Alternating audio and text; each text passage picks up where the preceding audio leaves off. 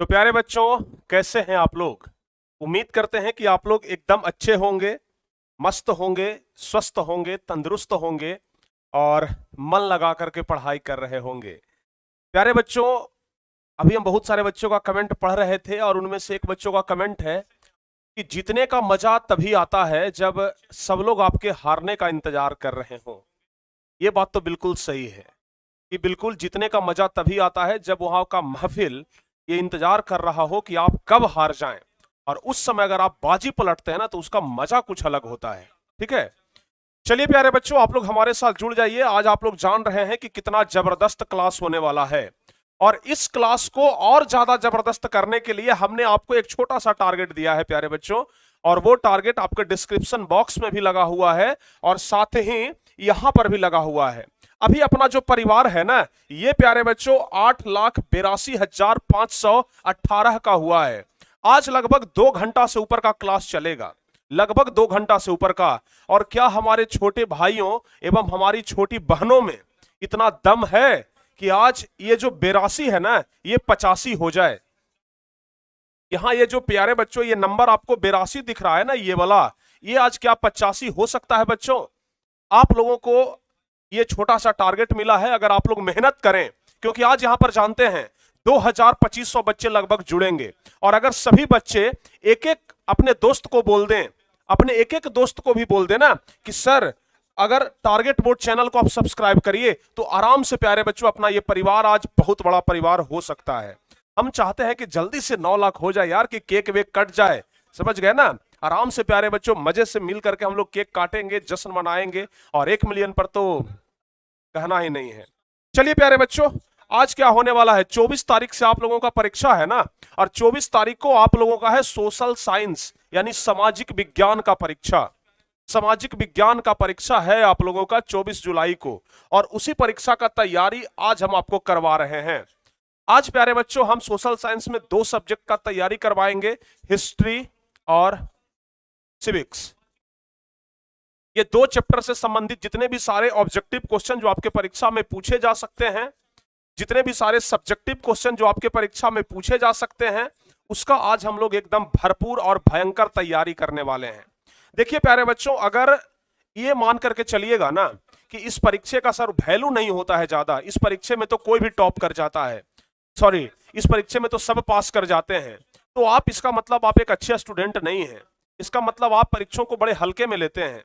प्यारे बच्चों, आप अपने मन में ये संकल्प कर लीजिए कि यही है बोर्ड परीक्षा, ठीक है ना। आप अपने मन में ये ठान लीजिए कि भले इसका रिजल्ट निकले ना निकले, भले हम पास कर जाएं, लेकिन हम इसे अपना बोर्ड परीक्षा मानते हैं और इसमें हम एकदम टॉपर बनने का प्रयास करेंगे। अगर फर्स्ट टर्मिनल के परीक्षा में आप ये संकल्प लेते हैं कि हम इसमें टॉपर बनेंगे और पूरा क्वेश्चन का आंसर आप लिखते हैं, फिर दूसरे टर्मिनल का परीक्षा जो आएगा सेकंड टर्मिनल का, जिसको छमाही परीक्षा कहते हैं, फिर उसमें भी अगर आप ये दृढ़ संकल्प करते हैं कि नहीं भाई हमें तो एकदम टॉपर ही करना है, परीक्षा में भले स्कूल हमें पास कर दे लेकिन फिर भी हमें तैयारी मन से करना है, लिखना है बड़े मन से, ताकि ये प्रैक्टिस बन जाए बोर्ड परीक्षा का। आप ये समझ लीजिए ना कि आपका जो मेन बोर्ड परीक्षा होने वाला है उसका ये ट्रेलर है। अगर इस ट्रेलर में आप अच्छा परफॉर्मेंस कर पाते हैं ना, तो पिक्चर प्यारे बच्चों बहुत अच्छा होगा। तो ट्रेलर को एकदम खास बना दीजिए, लाजवाब बना दीजिए, ठीक है ना। तो चलिए आज प्रैक्टिस करते हैं, और आप ये मान करके चलिएगा कि आज हमारा बोर्ड परीक्षा होने वाला है। लेकिन हाँ प्यारे बच्चों, आज हम आपसे एक उम्मीद भी लगाए बैठे हैं। सबसे पहला तो उम्मीद आपका हमारा यही है कि आज प्यारे बच्चों ये टारगेट बहुत बड़ा होना चाहिए, समझ गए ना। आज ये टारगेट बहुत बड़ा होना चाहिए, और कम से कम अगर हर एक बच्चे जो हमारे साथ जुड़े हुए हैं ना, अगर एक एक दोस्त को बोल दें, आपके घर में मोबाइल होगा ना, अपनी छोटी बहन, बड़ी बहन, मम्मी पापा, किसी के भी मोबाइल से हो प्यारे बच्चों, लेकिन कम से कम आज आप लोग सपोर्ट करें और आज कम से कम ये 85 का आंकड़ा प्यारे बच्चों हो जाए तो दिल खुश हो जाए, समझ गए ना। तो एक छोटा सा ये आपके लिए है। और दूसरा प्यारे बच्चों ये है कि आज का जो सेशन है, आज का जो क्लास है, ये अभी तक में सबसे ज्यादा शेयर होने वाला क्लास बनना चाहिए, ठीक है ना। अभी तक में प्यारे बच्चों सबसे ज्यादा शेयर होने वाला क्लास बनना चाहिए। तो प्यारे बच्चों आप लोगों से रिक्वेस्ट है कि भरपूर जबरदस्त तरीके से आज शेयर करिए क्लास को। और बहुत सारे बच्चे लिख रहे हैं कि सर जी हम 4 सब्सक्राइबर कर दिए, हमारे घर में मोबाइल जितना भी था सर सबसे कर दिए। वाह वाह सर, हम अपने घर के सभी मोबाइल में सब्सक्राइब कर दिया। अरे वाह यार, क्या बात है प्रभु, आज तो लगता है कि अपना आंकड़ा पार कर जाएगा। जल्दी से कम 2000 बच्चे जुड़ जाइए, तब अपना क्लास हम शुरू करें। 1700 बच्चे जुड़ चुके हैं, वाह क्या बात है, 1700 बच्चे जुड़ चुके हैं। और कम से कम प्यारे बच्चों 2000 बच्चे लाइव आ जाएं, तब हम क्लास को क्या कर देंगे, स्टार्ट कर देंगे और क्वेश्चन आपके सामने आ जाएगा। ठीक है ना, जम करके आज शेयर करिए, जबरदस्त तरीके से आज शेयर करिए। आज प्यारे बच्चों खूब शेयर होना चाहिए। और साथ ही साथ आपको हम टॉपर बैच के बारे में बता दें कि टॉपर बैच जो बच्चे अभी तक ज्वाइन नहीं किए हैं, भाई ये बैच ना तहलका मचाएगा। इस बार सच्चाई बता रहे हैं, क्योंकि पता है कुछ बच्चों का एग्जाम हो चुका है, जितना क्वेश्चन बता दिए थे ना, उससे एक क्वेश्चन भी बाहर से नहीं आया है। जितना क्वेश्चन बताए थे उसी से लड़ा है, एक क्वेश्चन भी बाहर नहीं आया है। वाह वाह क्या बात है, love you sir, love you sir. और भाई लव यू प्यारे बच्चों, दिल से आप सबको लव यू, समझ गए ना।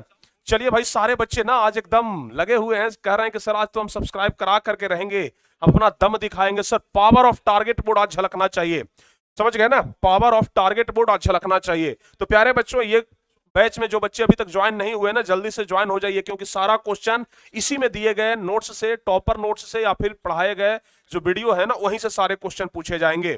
ठीक है ना। आज प्यारे बच्चों क्या झलकना चाहिए, the power of target board. ठीक है ना, the power of target board. सारे बच्चे एक बार कमेंट में लिखिए the power of target board. सारे बच्चे एक बार कमेंट में लिखिए, थोड़ा आप लोगों को पहले मोटिवेट तो कर दें। ठीक है ना, थोड़े आप लोगों को मोटिवेट तो कर दें, उसके बाद प्यारे बच्चों आज का क्लास स्टार्ट किया जाएगा। चलिए 1800 बच्चे जुड़ चुके हैं, मात्र 200 बच्चे और बचे हुए हैं। क्लास को प्यारे बच्चों शेयर करिए और जल्दी से 200 बच्चों को जोड़ लीजिए। आज क्लास स्टार्ट करते हैं, तब जाकर के अपना ये पावर दिखेगा, the power of target board in Bihar board. ठीक है ना, the power of target board in Bihar board. वाह क्या बात है, बिहार बोर्ड में पावर बोर्ड, बिहार बोर्ड में टारगेट बोर्ड का पावर दिखना चाहिए आज। चलिए प्यारे बच्चों, एक शानदार शायरी के साथ हम शुरुआत करते हैं। मंजिल मिले या ना मिले यह तो किस्मत की बात है। ठीक है ना, आप लोग देखिए किस्मत पर चीजों को छोड़ देते हैं ना, कि सर किस्मत पर छोड़ देते हैं। अरे भाई किस्मत पर नहीं छोड़ना है, मंजिल मिले या ना मिले ये तो किस्मत की बात है, लेकिन हम कोशिश ही ना करें ये तो गलत बात है। समझ गए ना, हम कोशिश ही ना करें ये तो बिल्कुल गलत बात है। तो कोशिश में पीछे नहीं हटना है। और 1900 बच्चों ने अपना तहलका दिखा दिया है भाई, 1900 बच्चों ने तहलका मचा दिया। और अब प्यारे बच्चों जल्दी से 100 बच्चे और जुड़ जाएं, क्लास अपना स्टार्ट हो जाएगा। और सबसे पहले हम लोग कौन सा सब्जेक्ट देखेंगे, ये अपना इतिहास सब्जेक्ट देखेंगे प्यारे बच्चों।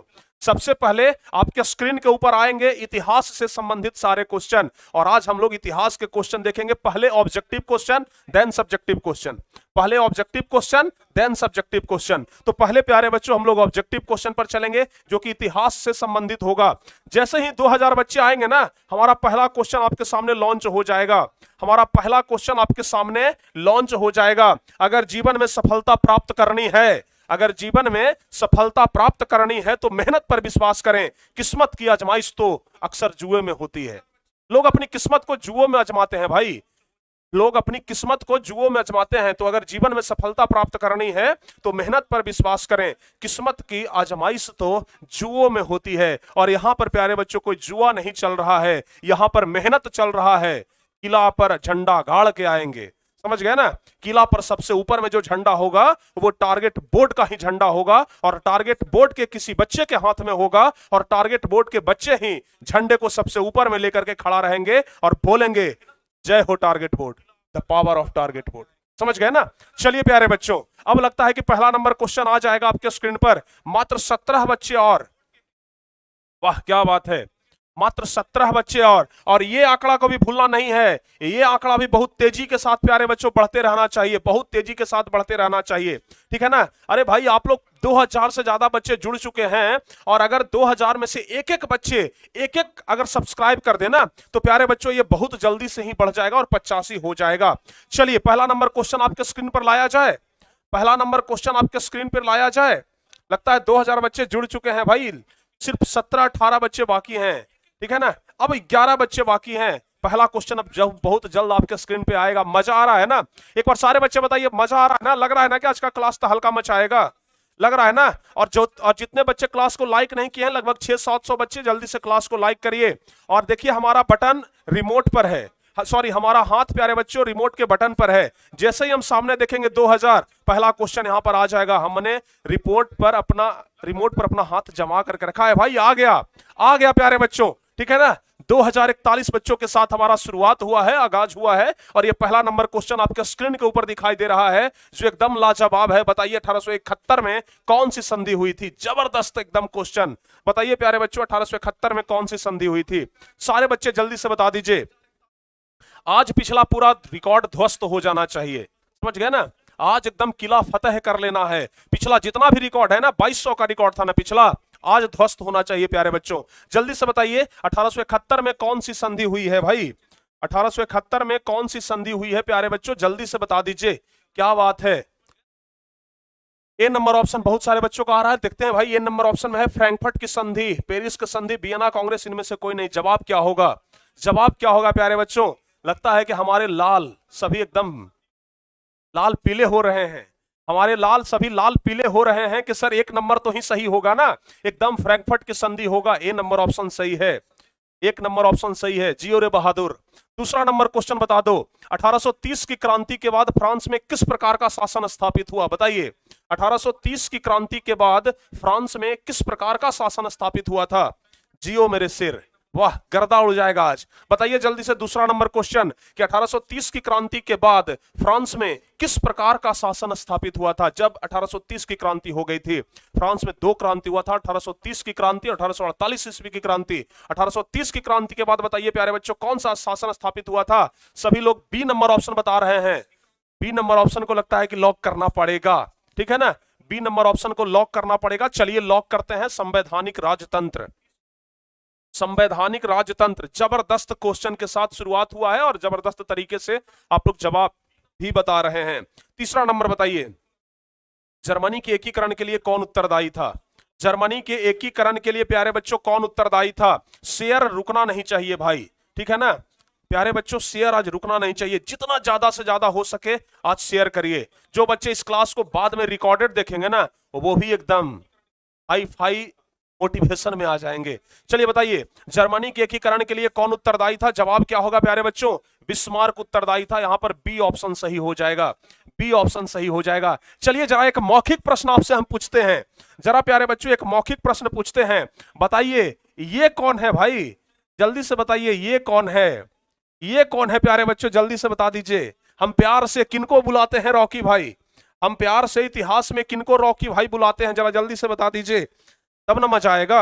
हम प्यार से किनको रॉकी भाई बुलाते हैं? जल्दी से बताइए। देखते हैं सारे बच्चे हमसे इतिहास पढ़े हैं कि नहीं पढ़े हैं। जो अपने इस बड़े भाई से इतिहास पढ़ा होगा वो सही जवाब इसका बताएगा, और जो अपने इस बड़े भाई से इतिहास नहीं पढ़ा होगा वो इसका जवाब नहीं जानता होगा। तो बताइए, वाह क्या बात है, कार्ल मार्क्स, बिल्कुल कार्ल मार्क्स। प्यारे बच्चों हम प्यार से कार्ल मार्क्स का नाम रख दिए हैं रॉकी भाई, ठीक है ना, प्यार से हम कार्ल मार्क्स का नाम रख दिए हैं रॉकी भाई। चलिए सलाम रॉकी भाई, आज तो सलाम सब लोग करेंगे। चलिए अगला नंबर क्वेश्चन बताइए, फ्रैंकफर्ट की संधि किस वर्ष हुई थी? पहला नंबर क्वेश्चन का बस समझिए कि ये सीक्वेंस है, उलट करके पूछ दिया है कि फ्रैंकफर्ट की संधि किस वर्ष हुई थी। जवाब प्यारे बच्चों हो जाएगा 1871 ईस्वी में। डी ऑप्शन सही होगा, डी ऑप्शन सही होगा। पांचवा बता दीजिए, इटली के एकीकरण में निम्न में से किसका संबंध नहीं है? इटली के एकीकरण में निम्न में किसका संबंध नहीं है प्यारे बच्चों? बताइए इटली के एकीकरण में निम्न में किसका संबंध नहीं है? आप लोग अगर ध्यान से देखेंगे तो इटली के एकीकरण में मेजनी का संबंध था, काउंट काबूर का संबंध था और गैरीवाल्डी का संबंध था, लेकिन प्यारे बच्चों बिस्मार्क का संबंध नहीं था। तो ए नंबर ऑप्शन सही होगा। चलिए एक और मौखिक क्वेश्चन पूछते हैं, गैरीवाल्डी पेशे से क्या था प्यारे बच्चों? बता दीजिए, पेशा से यह कौन सा काम करता था? इसका पेशा क्या था? गैरीवाल्डी पेशे से क्या था? जल्दी से बता दीजिए, फटाफट से बताइए, गैरीवाल्डी पेशे से क्या था भाई? गैरीवाल्डी पेशे से क्या था? आपका जवाब क्या होगा? पेशे से सर एक नाविक था, बिल्कुल सही जवाब है, नाव चलाने का काम करता था गैरीवाल्डी, तो पेशे से एक नाविक था, बिल्कुल सही है। अगला बता दीजिए, इटली और जर्मनी के एकीकरण के विरुद्ध निम्नलिखित में कौन था? लगभग आज 2 घंटे का क्लास चलेगा, मचा करके रख देंगे। बताइए इटली और जर्मनी के एकीकरण के विरुद्ध निम्नलिखित में कौन था? कौन था इटली के और जर्मनी के एकीकरण के विरुद्ध में जो नहीं चाहता था कि इटली और जर्मनी का एकीकरण हो?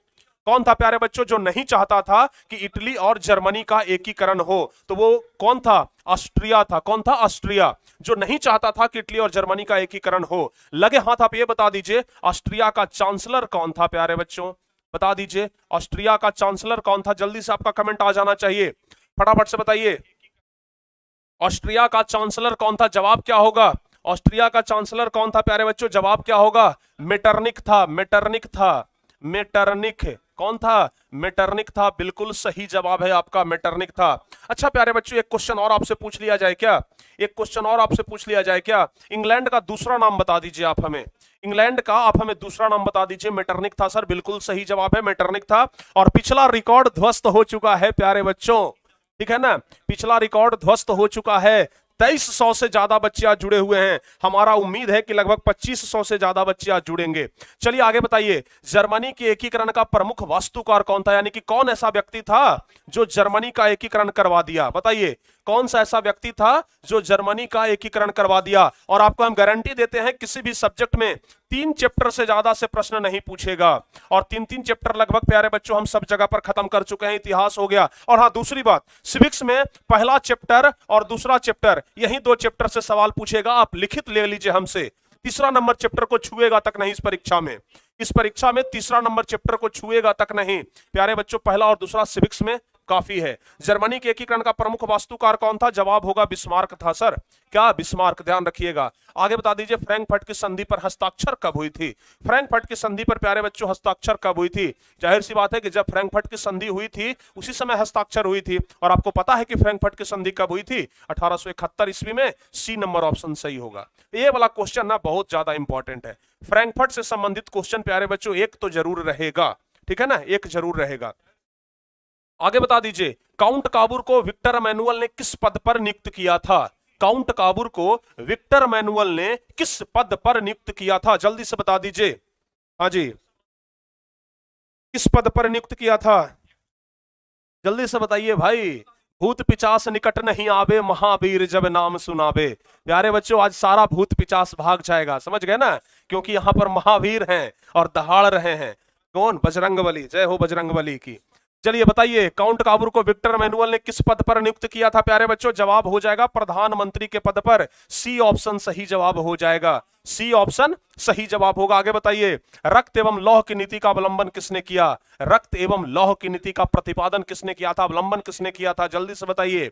रक्त और लौह की नीति का अवलंबन किसने किया था प्यारे बच्चों? जवाब हो जाएगा बिस्मार्क ने। यही रक्त एवं लौह की नीति का अवलंबन किया था। आगे बताइए आप, यूरोप का मरीज किसे कहा जाता है? ये वाला क्वेश्चन को अपने दिमाग में फिट कर लो भाई। यूरोप का मरीज किसे कहा जाता है? इस क्वेश्चन को अपने दिमाग में फिट कर लो, सेट कर लो। समझ गए ना? तो प्यारे बच्चों बताइए, यूरोप का मरीज किसे कहा जाता है? जवाब होगा तुर्की को कहा जाता है। जवाब होगा तुर्की को कहा जाता है यूरोप का मरीज। अच्छा ये बताइए, ये बता दीजिए प्यारे बच्चों, इटली फ्रांस। चलिए आगे क्वेश्चन पूछेंगे वो वाला। यंग, अच्छा ये बताइए, यंग यूरोप का संस्थापक कौन था? कौन था जो यंग यूरोप का स्थापना किया था? ये बता दीजिए। यंग इटली और यंग यूरोप दोनों का स्थापना करने वाला एक ही व्यक्ति था। वो व्यक्ति कौन था बताइए? यंग यूरोप और यंग इटली का स्थापना करने वाला व्यक्ति कौन था? जवाब क्या होगा प्यारे बच्चों? मेजनी था। मेजनी ने ही यंग इटली और यंग यूरोप दोनों का स्थापना किया। समझ गए ना? मेजनी, ध्यान रखिएगा। आगे बता दीजिए आप, टीपू सुल्तान कहां का शासक था? यह भी जबरदस्त क्वेश्चन है। देखते हैं कितने बच्चे इसमें पास हो पाते हैं। फटाफट से बताइए, टीपू सुल्तान कहां का शासक था? अरे आप लोग भी सुल्तान हैं भाई, आप लोग भी हमारे सुल्तान ही हैं। समझ गए ना? जल्दी से बताइए, कहां के शासक था टीपू सुल्तान? जवाब होगा प्यारे बच्चों, मैसूर का शासक था। मैसूर का शासक था। अच्छा प्यारे बच्चों, एक क्वेश्चन हम आपसे पूछते हैं, जबरदस्त है, शायद आप लोग जानते होंगे। देखिए, मैसूर हो गया या शिमला हो गया या कश्मीर हो गया, तीनों घूमने वाला बड़ा जबरदस्त जगह है।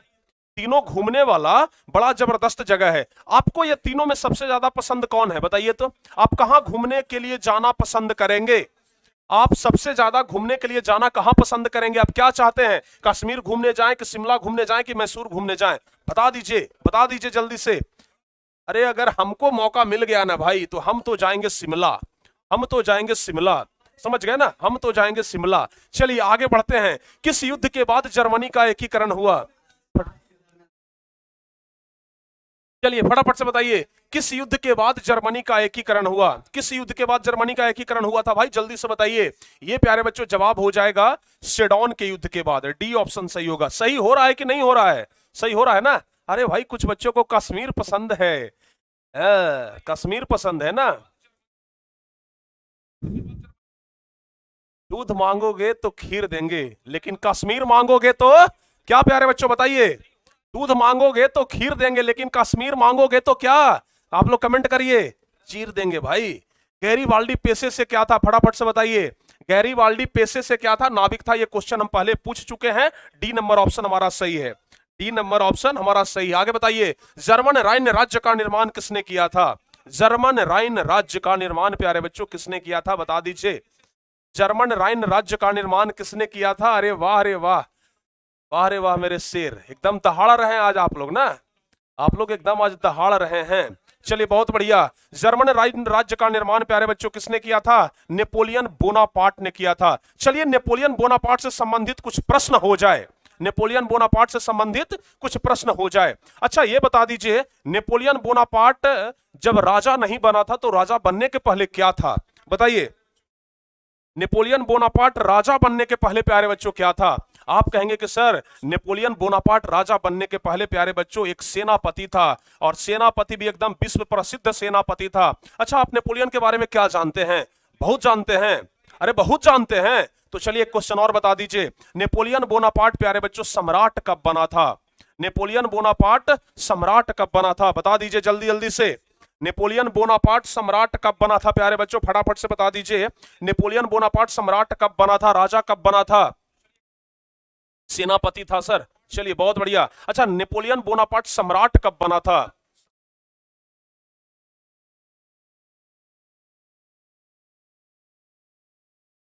जब तक सूरज, अरे वाह रे वाह, क्या बात है, 1804, वाह क्या बात है, बिल्कुल सही है प्यारे बच्चों, 1804। जो बच्चे 1804 बता रहे हैं ना, बिल्कुल सही है भाई, 1804 सर।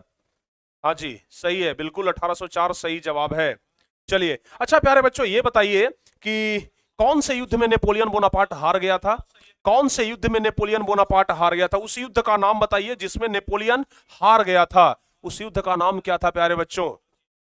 देखते हैं ना कितना याद आप लोग रखते हैं, हैं?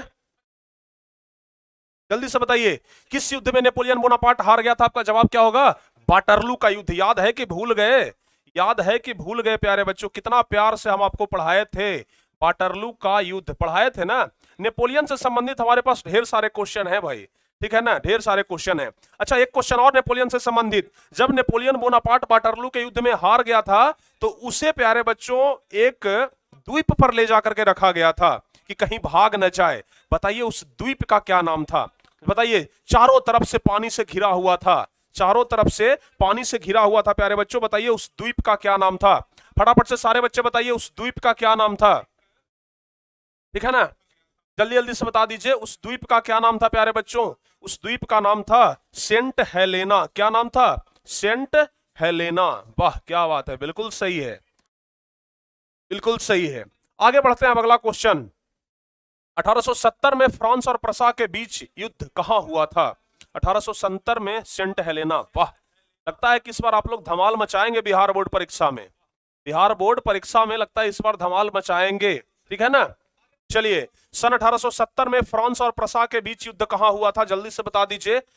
फ्रांस और प्रसा के बीच युद्ध कहां हुआ था? जवाब होगा प्यारे बच्चों सेडौन में हुआ था। ए नंबर ऑप्शन सही होगा। कहां हुआ था? सेडौन में, ध्यान रखिएगा। आगे बताइए, इटली के एकीकरण में निम्न में किसने योगदान किया था?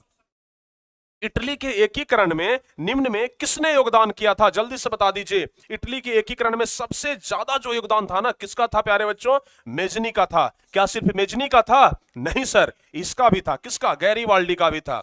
गैरीबाल्टी मत बोल दीजिएगा भाई कि बाल्टी, सर बाल्टी नहीं, गैरीबाल्डी, समझ गए ना। उसके अलावा काउंट काबूर का भी था। तो जवाब होगा इनमें से सभी डी नंबर ऑप्शन सही होगा। डी नंबर ऑप्शन जो बच्चे बता रहे हैं ना, बिल्कुल सही है, डी नंबर ऑप्शन सही है। 2500 होने में मात्र 30 बच्चे घट रहे हैं, बहुत जल्द 2500 का अपना टारगेट पूरा होने वाला है। वियना सम्मेलन कब हुआ था भाई, बता दीजिए। वियना सम्मेलन कब हुआ था, जल्दी जल्दी से बताइए। वियना सम्मेलन, इसको प्यारे बच्चों वियना की संधि भी कहा जाता है। वियना सम्मेलन या वियना की संधि भी कहा जाता है। बताइए कब हुआ था, जवाब क्या होगा? वियना की संधि कब हुआ था प्यारे बच्चों? 1815 में हुआ था। ए नंबर ऑप्शन सही होगा। जो बच्चे ए नंबर ऑप्शन बता रहे हैं ना, बिल्कुल सही है। आगे बता दीजिए, जॉल्वे राइन संबंधित था। जॉल्वे राइन बताए थे ना, किसका संध था प्यारे बच्चों? जोल्बेराइन किस चीज से संबंधित था? एक व्यापारियों का संस्था था, इसलिए यह व्यापारियों से संबंधित था, यह व्यापारियों से संबंधित था। और चलिए भाई एक बार ताली तो बजाने का इच्छा कर रहा है। हमारा टारगेट प्यारे बच्चों पूरा हो चुका है। 2500 बच्चे अभी लाइव हैं टारगेट बोर्ड पर, और ये बिहार बोर्ड का जून जुलाई में देखने वाला सबसे बड़ा चैनल प्यारे बच्चों बना है टारगेट बोर्ड, समझ गए ना?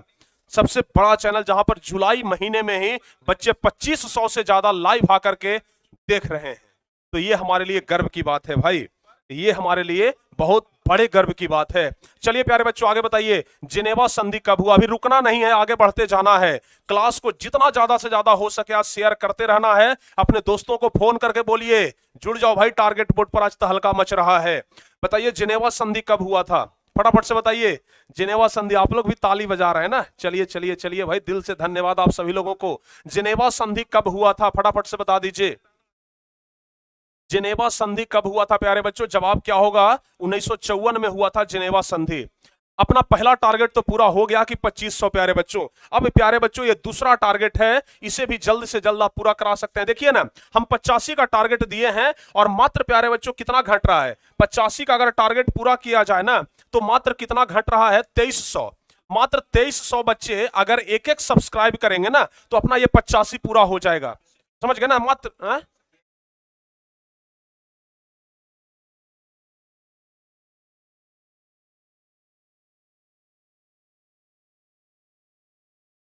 ठीक है ना? तो प्यारे बच्चों मात्र एक एक बच्चे अगर एक एक सब्सक्राइब करें ना तो आराम से अपना ये टारगेट पूरा होगा और फिर हमारे अंदर एनर्जी का कमी नहीं रहेगा भाई। आगे बताइए 22 नंबर, युद्ध और शांति पुस्तक किसने लिखी है? जल्दी से बताइए। युद्ध और शांति, जिसको कहा जाता है वार एंड पीस, जल्दी से बताइए। एक एक सब्सक्राइब करिए प्यारे बच्चों, कम से कम।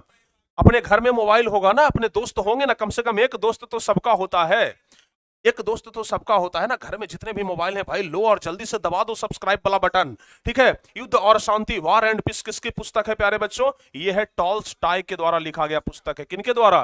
टॉल्स्टॉय के द्वारा लिखा गया पुस्तक है। अच्छा, अगर हम आपसे पूछें कि बताइए कार्ल मार्क्स के द्वारा यानी कि अपना रॉकी भाई के द्वारा लिखा गया पुस्तक कौन वाला था? रॉकी भाई के द्वारा लिखा गया पुस्तक कौन सा था प्यारे बच्चों, बता दीजिए, जल्दी से बता दीजिए। रॉकी भाई के द्वारा लिखा गया पुस्तक कौन सा था जिसको समाजवादियों का बाइबिल कहा जाता था? जिसको समाजवादियों का बाइबिल कहा जाता था वो था प्यारे बच्चों दास कैपिटल। क्या था? दास कैपिटल, ध्यान रखिएगा। दास कैपिटल की रचना की थी कार्ल मार्क्स ने, और कार्ल मार्क्स के साथ एक और व्यक्ति थे, कौन थे? कार्ल मार्क्स और एंगल्स, ध्यान रखिएगा, कार्ल मार्क्स और एंगल्स, ठीक है ना? Das Kapital. सब्जेक्टिव भी पढ़ाएंगे भाई, सब्जेक्टिव भी पढ़ाएंगे, अंत में वो होगा। पहले ऑब्जेक्टिव क्वेश्चन तो कर लें, सब्जेक्टिव लास्ट में हम लोग देख लेंगे। आगे बताइए कार्ल मार्क्स की पुस्तक का नाम। हे प्रभु, अगर याद रहता कि आगे आने वाला है क्वेश्चन तो हम आपसे पूछते ही ना। जल्दी बता दीजिए भाई। दास कैपिटल तो अभी हम आपको बता ही दिए हैं। चलिए, ओहो, लेकिन इसका जवाब सिर्फ दास कैपिटल नहीं होगा। कम्युनिस्ट मैनिफेस्टो भी प्यारे बच्चों लिखा गया है कार्ल मार्क्स के द्वारा ही। कम्युनिस्ट मैनिफेस्टो भी लिखा गया है कार्ल मार्क्स के द्वारा ही। तो जवाब होगा प्यारे बच्चों बी और सी दोनों। जवाब होगा बी और सी दोनों, ध्यान रखिएगा, ठीक है ना? चलिए आगे बढ़ते हैं। अगला बताइए, रूस की बोल्शेविक क्रांति का नेतृत्व किसने किया था? बताइए, रूस की बोल्शेविक क्रांति का नेतृत्व किसने किया था? तो बोल्शेविक क्रांति का नेतृत्व किया था लेनिन ने। किसने? लेनिन, ध्यान रखिएगा, किसने किया था? लेनिन ने किया था। चलिए 2600 की तरफ अब हमारा टारगेट बढ़ रहा है भाई। अपना टारगेट प्यारे बच्चों 2600 की तरफ बढ़ रहा है।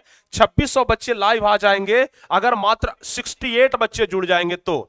अगर 68 बच्चे जुड़ते हैं तो 2600 का अपना रिकॉर्ड बनेगा। चलिए आगे बता दीजिए, समाजवादियों की बाइबिल किसे कहा जाता है? समाजवादियों की बाइबिल, अभी कुछ देर पहले बताए हैं कि समाजवादियों का बाइबिल कहा जाता है दास कैपिटल को। बी ऑप्शन सही होगा, दास कैपिटल को कहा जाता है समाजवादियों की बाइबिल। याद रहेगा ना? चलिए याद रहेगा ना? दास कैपिटल को कहा जाता है समाजवादियों की बाइबिल। अब प्यारे बच्चों थोड़ा सा आप लोगों को मोटिवेट कर दिया जाए, अगर थक गए हैं तो। सफलता वही होते हैं जो दूसरों की बातों पर नहीं, खुद की मेहनत पर भरोसा करते हैं। सफल वही होते हैं, सॉरी, सफल वही होते हैं जो दूसरी की बातों पर नहीं बल्कि अपनी मेहनत पर भरोसा रखते हैं। कुछ बच्चे होते हैं ना जो दूसरे की बातों पर भरोसा रखते हैं। ओ फलानमा ऐसे कह दिया, अरे यार वो ऐसे कह दिया, सर बोल रहे हैं कि ऑनलाइन नहीं पढ़ना है। अरे ऑनलाइन नहीं पढ़ना है, कोई ऑफलाइन वाला से जाकर के ये सब क्वेश्चन पूछ लो ना, 50 में 10 का दबाव दे दे अगर तो बहुत काफी है। 50 में 10 का भी जवाब नहीं दे पाएगा। और आप हैं जो सिंह की तरह दहाड़ रहे हैं, शेर की तरह दहाड़ रहे हैं और 50 में 50 का जवाब दे रहे हैं। बताइए कहां अंतर है? अंतर झलक रहा है प्यारे बच्चों, ठीक है ना। आप जानते हैं एक कहावत है कि जो दिखता है वही बिकता है, समझ गए ना, जो दिखता है वो बिकता है। आप लोग का टैलेंट दिख रहा है, आप लोग का टैलेंट दिख रहा है, तो जिसका टैलेंट दिख रहा है उसका टैलेंट बिकेगा ना। बताइए, जिसका टैलेंट दिखता है वही बिकता है प्यारे बच्चों। चलिए आगे बढ़ते हैं। 26 नंबर, साम्यवादी शासन का पहला प्रयोग कहां हुआ था? बता दीजिए, साम्यवादी शासन का पहला प्रयोग कहां हुआ था? साम्यवादी शासन का पहला प्रयोग कहां हुआ था? अरे सर सब्सक्राइबर दिखाइए। अरे भाई सब्सक्राइबर दिखाएंगे, पहले आप लोग दम तो लगा दो एक बार। 2500 बच्चे जुड़े हुए हैं भाई, अगर एक एक सब्सक्राइब करेंगे ना तो अपना 85,000 से पार कर जाएगा। बताइए, साम्यवादी शासन का पहला प्रयोग किया गया था रूस में, याद रहेगा ना, रूस में किया गया था। आगे बताइए, कार्ल मार्क्स का जन्म कहां हुआ था? कार्ल मार्क्स का जन्म कहां हुआ था? यानी कि जो अपना रॉकी भाई हैं, इनका जन्म कहां हुआ था? इनका जन्म हुआ था प्यारे बच्चों जर्मनी में। कहां जन्म हुआ था? जर्मनी में। अच्छा, जर्मनी में तो हुआ था, इनका जन्म किस परिवार में हुआ था ये बता दीजिए। इनका जन्म प्यारे बच्चों किस परिवार में हुआ था? मात्र 28 बच्चे हैं 2600 होने में, मात्र 28। जल्दी से बताइए, जर्मनी के किस परिवार में इनका जन्म हुआ था? यहूदी परिवार में। बिल्कुल सही जवाब है, यहूदी परिवार में इनका जन्म हुआ था, यहूदी परिवार में। अच्छा, ये बता दीजिए कि इनके पिताजी का क्या नाम था? बताइए जल्दी भाई, जल्दी से बताइए। What is the father name of Karl Marx? जल्दी से बता दीजिए। यहूदी परिवार में जन्म हुआ था भाई। बारे सारे बच्चे एकदम टैलेंटेड हैं यार। इनके पिताजी का नाम क्या था? जल्दी से बताइए, इनके पिताजी का नाम क्या था? फटाफट से बता दीजिए, ठीक है ना। इनके पिताजी का नाम क्या है प्यारे बच्चों? हेनरिक। क्या लिख रहे हैं, क्या लिख रहे हैं भाई? Heinrich Marx. वाह क्या बात है, हेनरिक मार्क्स बिल्कुल सही है। पिताजी का नाम था हेनरिक मार्क्स, हेनरिक मार्क्स। देखिए प्यारे बच्चों, आप लोगों को ना सीरियस नहीं होना है, पहले हम बता दिए, क्योंकि ये कोई बोर्ड एग्जाम नहीं है। लेकिन हाँ, मजाक में भी नहीं लेना है, क्योंकि प्यारे बच्चों इसको बोर्ड एग्जाम मानना है, समझ गए ना। तो आप मजे मजे से क्लास कर रहे हैं, कोई दिक्कत नहीं। अगर बोर्ड एग्जाम होता ना तो हम इतना हंसी मजाक नहीं करते, एकदम सीरियसली रगड़ देते। लेकिन चूंकि ये बोर्ड नहीं है, आप लोग को यहाँ पर टिका करके भी रखना है, इसलिए प्यारे बच्चों आराम से, जो टिकेगा वो सीखेगा, समझ गए ना, जो टिकेगा वो सीखेगा। हाँ समझ गए ना, क्योंकि टारगेट बोर्ड है। टारगेट बोर्ड का एक नारा है प्यारे बच्चों, क्या नारा है? वो टी शर्ट के पीछे लिखा रहता है, come with confusion and go with confidence. हमारा ये जो प्लेटफॉर्म है प्यारे बच्चों, टारगेट बोर्ड, यहां आप कंफ्यूजन के साथ अगर आते हैं तो कॉन्फिडेंस के साथ जाएंगे, ये हमारा वादा है। आगे बढ़ते हैं। बोल्शेविक क्रांति कब हुई प्यारे बच्चों? बता दीजिए, बोल्शेविक क्रांति कब हुई? जल्दी से बता दीजिए, जल्दी से बताइए, बोल्शेविक क्रांति कब हुई थी? जवाब होगा प्यारे बच्चों, नवंबर 1917 की क्रांति को क्या कहा जाता है? नवंबर 1917 की क्रांति को कहा जाता है बोल्शेविक क्रांति। देख लीजिए भाई, देख लीजिए कितना तेजी के साथ बढ़ रहा है। अगर आप चाहेंगे ना तो ये और तेजी के साथ बढ़ेगा। जल्दी जल्दी से एक एक सब्सक्राइब करवाइए सारे बच्चे ना, कम से कम एक एक तो कर ही सकते हैं, एक एक तो कर ही सकते हैं। जल्दी से, दास कैपिटल का प्रकाशन किस वर्ष हुआ? ठीक है ना, पढ़ाई करते करते, पढ़ाई डिस्टर्ब करके नहीं, पढ़ाई करते करते बोलिए मम्मी अपना मोबाइल लाओ, दबा दिए सब्सक्राइब, ठीक है ना। चलिए बताइए, दास कैपिटल का प्रकाशन किस वर्ष हुआ था? जवाब बता दीजिए, क्योंकि जैसे जैसे प्यारे बच्चों हम 1 मिलियन के करीब जा रहे हैं, दिल की धड़कनें बढ़ रही हैं। अरे वाह, 2600 हो गया भाई, एक नया रिकॉर्ड, एक नया रिकॉर्ड प्यारे बच्चों। स्क्रीनशॉट तो लेने दीजिए भाई, स्क्रीनशॉट तो कम से कम मोबाइल में हमें लेने दीजिए, ठीक है ना, कम से कम स्क्रीनशॉट तो लेने दीजिए।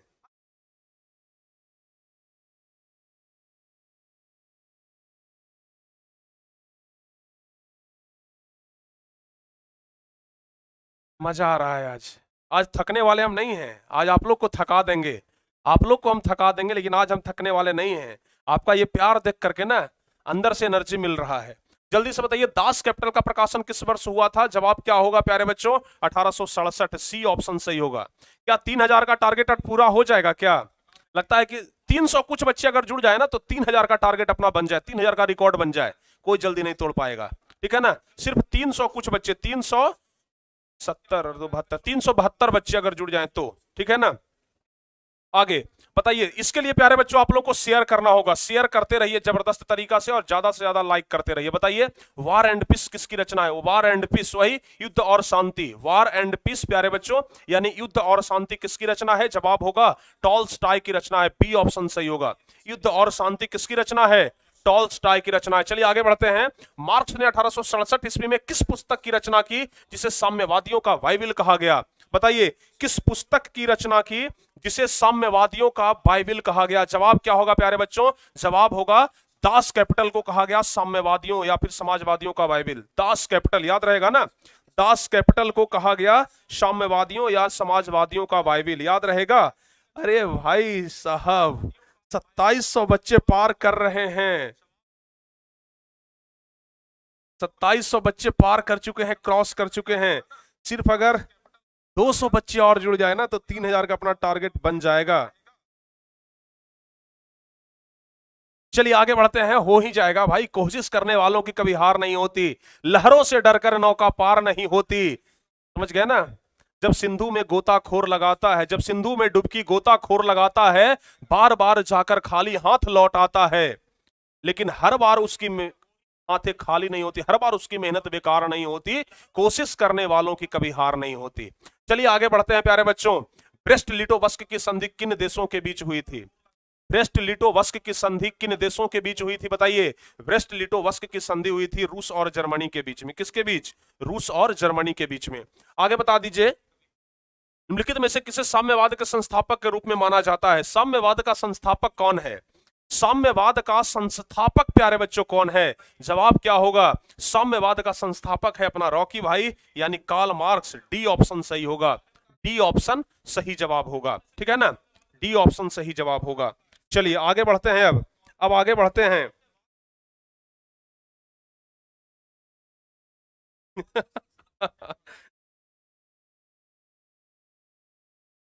एक बच्चे ने कमेंट किया है, शायद इच्छा कर रहा है कि कमेंट पढ़ें कि ना पढ़ें। एक बच्चे ने कमेंट किया है कि कश्मीर मांगोगे तो लाहौर छीन लेंगे। एक बच्चे ने कमेंट किया है कि कश्मीर मांगोगे तो लाहौर छीन लेंगे और राहुल गांधी मांगोगे तो केजरीवाल फ्री में दे देंगे। चलिए आगे बढ़ते हैं। साम्यवादी घोषणा पत्र के लेखक कौन थे? बताइए। साम्यवादी घोषणा पत्र के लेखक कौन थे प्यारे बच्चों? कौन थे? कार्ल मार्क्स और एंगल्स थे। भाई लास्ट वाला मजा आ गया यार तुम्हारा लाइन पढ़ करके। बताइए जल्दी से। कार्ल मार्क्स और एंगल्स हो गया ना? साम्यवादी घोषणा पत्र के लेखक थे कार्ल मार्क्स और एंगल्स। आगे बताइए। रूस में कृषक दास प्रथा का अंत कब हुआ था?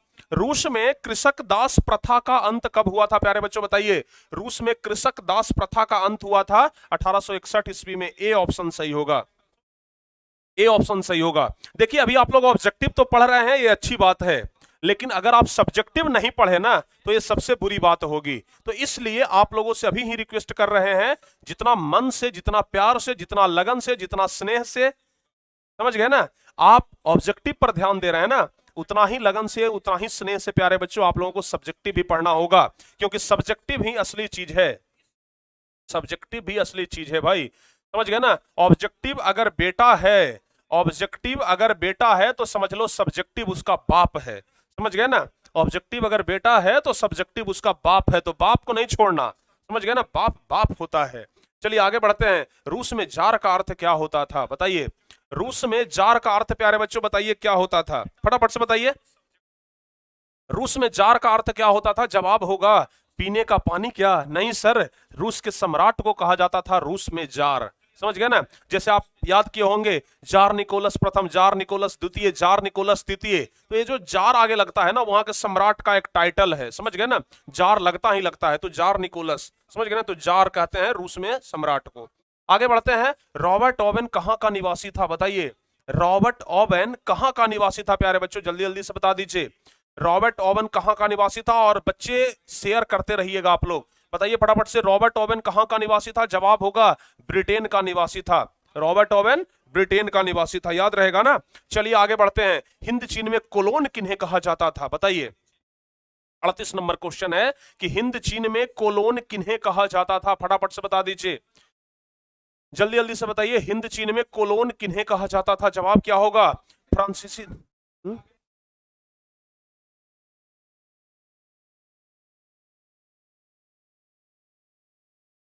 चलिए, हिंद चीन में कोलोन किन्हें कहा जाता था? फ्रांसीसी नागरिकों को कहा जाता था, ठीक है ना, फ्रांसीसी नागरिकों को कोलोन कहा जाता था, ठीक है, फ्रांसीसी नागरिकों को कोलोन कहा जाता था। आगे बढ़ते हैं। हिंद चीन पहुंचने वाले प्रथम व्यापारी कौन थे? बताइए, हिंद चीन पहुंचने वाले प्रथम व्यापारी कौन थे प्यारे बच्चों? आज हमारा एनर्जी कम ना हो इसके लिए हम कॉफी मंगवा रहे हैं भाई, थोड़ा सा अच्छा, कॉफी से याद आ गया, कॉफी में क्या पाया जाता है कि हमारे शरीर को यह ताजगी भर देता है प्यारे बच्चों? बताइए, कॉफी में ऐसा क्या पाया जाता है जो शरीर में ताजगी भर देता है? जल्दी से बता दीजिए। क्या बताए थे, भूगोल में पढ़ाए थे ना, हैं? बताइए, कॉफी में क्या ऐसा पाया जाता है? आप कमेंट में बताइएगा। फिलहाल पढ़ते हैं। हिंद चीन पहुंचने वाले प्रथम व्यापारी कौन थे? जवाब होगा प्यारे बच्चों पुर्तगाली। हिंद चीन पहुंचने वाले प्रथम व्यापारी कौन थे? पुर्तगाली थे। अच्छा, हिंद चीन में कौन कौन से देश आते थे? आप लोग बता दीजिए कमेंट करके। हिंद चीन में कौन कौन से देश आते थे? बता दीजिए कमेंट करके। हिंद चीन में कौन कौन से देश आते थे प्यारे बच्चों? बता दीजिए, जल्दी से बताइए। अरे भाई, टैनिन, टैनिन होता है पौधों का उत्सर्जी पदार्थ है टैनिन, समझ गए ना?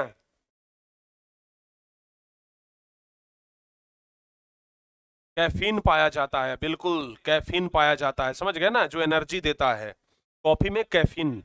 चलिए आगे बढ़ते हैं, आगे बढ़ते हैं भाई, आगे बढ़ते हैं प्यारे। हाँ, आपसे सवाल किए थे ना हम, आपसे सवाल किए थे ना, हिंद चीन में कौन कौन से देश आते हैं? लाओस, वियतनाम और कंबोडिया, लाओस, वियतनाम और कंबोडिया, ध्यान रखिएगा। आगे बताइए, अंकोर वाट का मंदिर कहाँ स्थित है? ये जवाब दीजिए आप लोग। अंकोर वाट का मंदिर प्यारे बच्चों बताइए कहाँ स्थित है? जवाब क्या होगा आपका? जवाब क्या होगा? अंकोर वाट का मंदिर कहाँ है? कंबोडिया में है, सी ऑप्शन सही होगा। अच्छा, अंकोर वाट का मंदिर है ना, जो किस भगवान का मंदिर है? बताइए, किस भगवान का मंदिर है? जल्दी से बता दीजिए, किस देवता का मंदिर है अंकोर वाट का मंदिर? आपको ऑप्शन दे दे, शंकर भगवान, विष्णु भगवान और बजरंगबली, बता दीजिए। शंकर भगवान, विष्णु भगवान और बजरंगबली, बताइए किनका मूर्ति है? आप कहेंगे कि विष्णु भगवान का भव्य मंदिर है। किनका है? विष्णु भगवान का। आगे बताइए, अंकोर वाट के मंदिर का निर्माण किस शासक के द्वारा करवाया गया? अंकोर वाट के मंदिर का निर्माण कौन राजा करवाया था, कौन शासक करवाया था? आपको याद होगा, सूर्यवर्मन द्वितीय ने करवाया था। किसने? सूर्यवर्मन द्वितीय ने करवाया था। ए नंबर ऑप्शन प्यारे बच्चों सही होगा। ए नंबर ऑप्शन क्या हो जाएगा? सही जवाब हो जाएगा, याद रहेगा ना, ए नंबर ऑप्शन, आप ध्यान रखिएगा। चलिए आगे बढ़ते हैं। अब मार्च 1946 में फ्रांस एवं वियतनाम के बीच होने वाला समझौता किस नाम से जाना जाता है? बताइए, मार्च 1946 में फ्रांस एवं वियतनाम के बीच जो समझौता हुआ था वो किस नाम से जाना जाता है? वियतनाम और फ्रांस के बीच प्यारे बच्चों एक समझौता हुआ था, जिसे किस नाम से जाना जाता है? इसमें प्यारे बच्चों एक भी ऑप्शन सही नहीं है, उस समझौते का नाम आपको बताना है। फ्रांस और वियतनाम के बीच समझौता हुआ था, जिस समझौते के तहत वियतनाम को आजाद कर दिया गया था। बताइए, जिस समझौते के तहत यह कहा गया कि फ्रांसीसी अब कोई भी वियतनाम में नहीं रहेगा, तो बताइए उस समझौता का क्या नाम था? सारे बच्चे बता दीजिए कि उस समझौता का क्या नाम था, जल्दी से बताइए, ठीक है ना? अपना एकदम भाई, एकदम गाड़ी पकड़े हुए हैं, स्पीड में गाड़ी चल रहा है, थोड़ा सा कैफीन ले लेते हैं कि अंदर से और एनर्जी आ जाए, और तब आपको पढ़ाएंगे।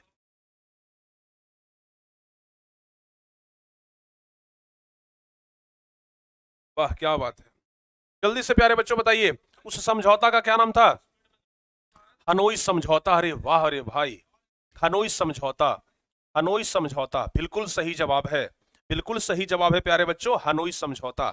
याद रहेगा ना, याद रहेगा ना, याद रहेगा सर। आगे बढ़ते हैं। अब the history of the loss of Vietnam किसने लिखा है?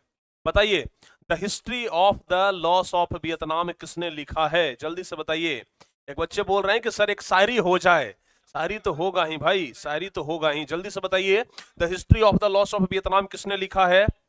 The history of the loss of Vietnam प्यारे बच्चों लिखा गया है फान बोई चाउ के द्वारा। किनके द्वारा?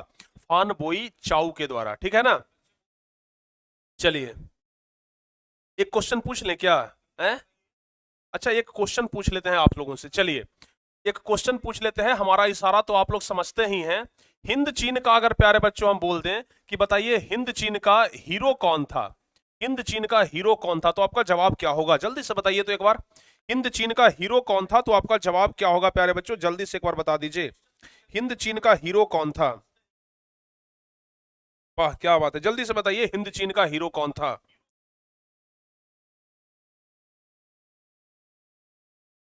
हिंद चीन का हीरो कौन था? हो ची मिन्ह था, बिल्कुल सही जवाब है आपका, हो ची मिन्ह था। इसी के दम पर तो भाई आजादी मिला था वियतनाम को। ठीक है ना। आगे बताइए, उत्तरी और दक्षिणी वियतनाम का एकीकरण कब हुआ था? उत्तरी और दक्षिणी वियतनाम का एकीकरण कब हुआ था, जल्दी से बता दीजिए। उत्तरी और दक्षिणी वियतनाम का एकीकरण प्यारे बच्चों हुआ था 1975 ईस्वी में। वही उत्तरी वियतनाम और दक्षिणी वियतनाम का एकीकरण हुआ था 1975 ईस्वी में। आगे बताइए, कंबोडिया की राजधानी प्यारे बच्चों आपको बताना है। कंबोडिया की राजधानी आपको हम बताए थे उस चैप्टर में। कंबोडिया की राजधानी बताइए कहां है?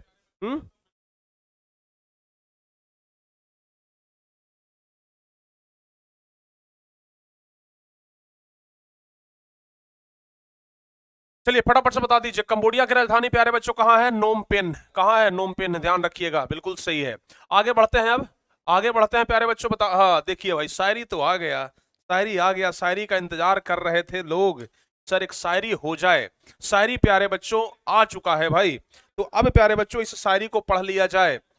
सिक्का जब हम उछालते हैं, जैसे प्यारे बच्चों देखिए हमारे हाथ में ना एक सिक्का है, हम पूरी तैयारी के साथ आए हैं भाई। हमारे हाथ में प्यारे बच्चों एक सिक्का है। इस सिक्के में एक तरफ होता है हेड और दूसरी तरफ होता है टेल। जब हम टॉस करते हैं तो इस तरीके से सिक्के को ऊपर उछालते हैं और कहते हैं कि बताओ हेड आएगा कि टेल। लेकिन प्यारे बच्चों ध्यान रखिएगा, सिक्का दोनों का होता है, हेड का भी और टेल का भी। सिक्का दोनों का होता है, हेड का भी और टेल का भी, पर वक्त सिर्फ उसका होता है, पर वक्त सिर्फ उसका होता है जो पलट करके ऊपर आता है। समझ गए ना। एक छोटी सी कहानी आपको सुनाता हूं। दो व्यक्ति था। एक व्यक्ति के कलाई में एक बढ़िया घड़ी था प्यारे बच्चों, बहुत महंगा। समझ गए ना। एक व्यक्ति के कलाई में बहुत बढ़िया घड़ी था, बहुत महंगा। और एक दूसरा व्यक्ति था, उसके भी कलाई में घड़ी था लेकिन वो सस्ता। समझ गए। एक व्यक्ति तीसरा आया और पूछा कि बताओ भाई, जब दोनों घड़ी समय ही बता रहा है, तुम्हारा भी घड़ी समय ही बताता है, इसका भी घड़ी समय ही बताता है, तो फिर महंगा और सस्ता क्या, महंगा लेने से फायदा क्या, बताइए। तो जिसके हाथों में महंगा घड़ी था, उसका एकदम शानदार सा जवाब निकला। उसने कहा कि देखिए भाई, बिल्कुल सही बात है कि ये दोनों घड़ी समय ही बता रहा है, लेकिन ये जो हमारा महंगा घड़ी है ना, ये भी बता रहा है कि हमारा समय अभी अच्छा चल रहा है। और इनके हाथ में जो सस्ता घड़ी है, ये बता रहा है इनका समय अच्छा नहीं चल रहा है। समझ गए ना। इनका समय अच्छा नहीं चल रहा है, और जिसके हाथ में महंगा घड़ी है उसका समय अच्छा चल रहा है। तो ये समय के साथ साथ अच्छा और खराब भी बता रहा है।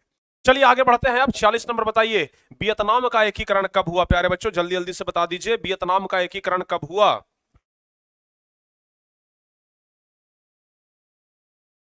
वियतनाम का एकीकरण कब पूरा हुआ था? उत्तरी वियतनाम और दक्षिणी वियतनाम का एकीकरण अभी तो हम आपको पीछे बताए हैं ना, अभी तो हम आपको बताए हैं उत्तरी वियतनाम और दक्षिणी वियतनाम का एकीकरण। क्वेश्चन को बस शॉर्टकट कर दिया, आप लोग कंफ्यूज कर गए क्या? नहीं प्यारे बच्चों, कंफ्यूज नहीं करना है। 1975 ईस्वी में एकीकरण हुआ था, ठीक है ना।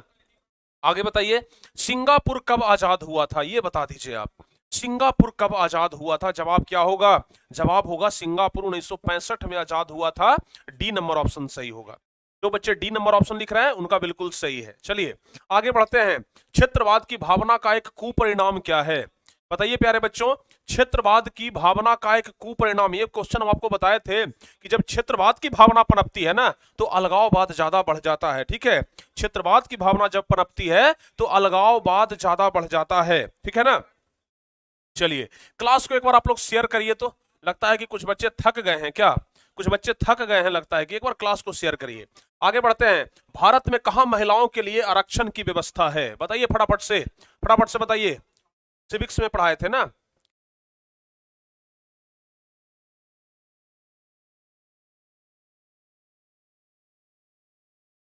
भारत में कहां महिलाओं के लिए आरक्षण की व्यवस्था है? पंचायती राज में, बिल्कुल सही जवाब है। पंचायती राज में महिलाओं के लिए आरक्षण की व्यवस्था है। लेकिन कितनी आरक्षण की व्यवस्था है प्यारे बच्चों? कितनी आरक्षण की व्यवस्था है, ये आप कमेंट करके हमें जल्दी से बता दीजिए। कितनी आरक्षण की व्यवस्था है, ये आप हमें कमेंट करके जल्दी से बता दीजिए, ठीक है ना। जल्दी से बताइए कितनी आरक्षण की व्यवस्था है। 50% है सर, बिल्कुल सही जवाब है। 50% आरक्षण दिया गया है पंचायती राज में। ठीक है ना, 50%। आगे बढ़ते हैं, बताइए सांप्रदायिक राजनीति आधारित होता है। ये जो सांप्रदायिक राजनीति है ना, ये प्यारे बच्चों किस पर आधारित होता है? सांप्रदायिक राजनीति होता है वो जो धर्म पर आधारित होता है, ध्यान रखिएगा। सांप्रदायिक राजनीति किस पर आधारित होता है? धर्म पर आधारित होता है, ध्यान रखिएगा। आगे बताइए 16वीं लोकसभा में महिला सदस्यों की संख्या कितनी है?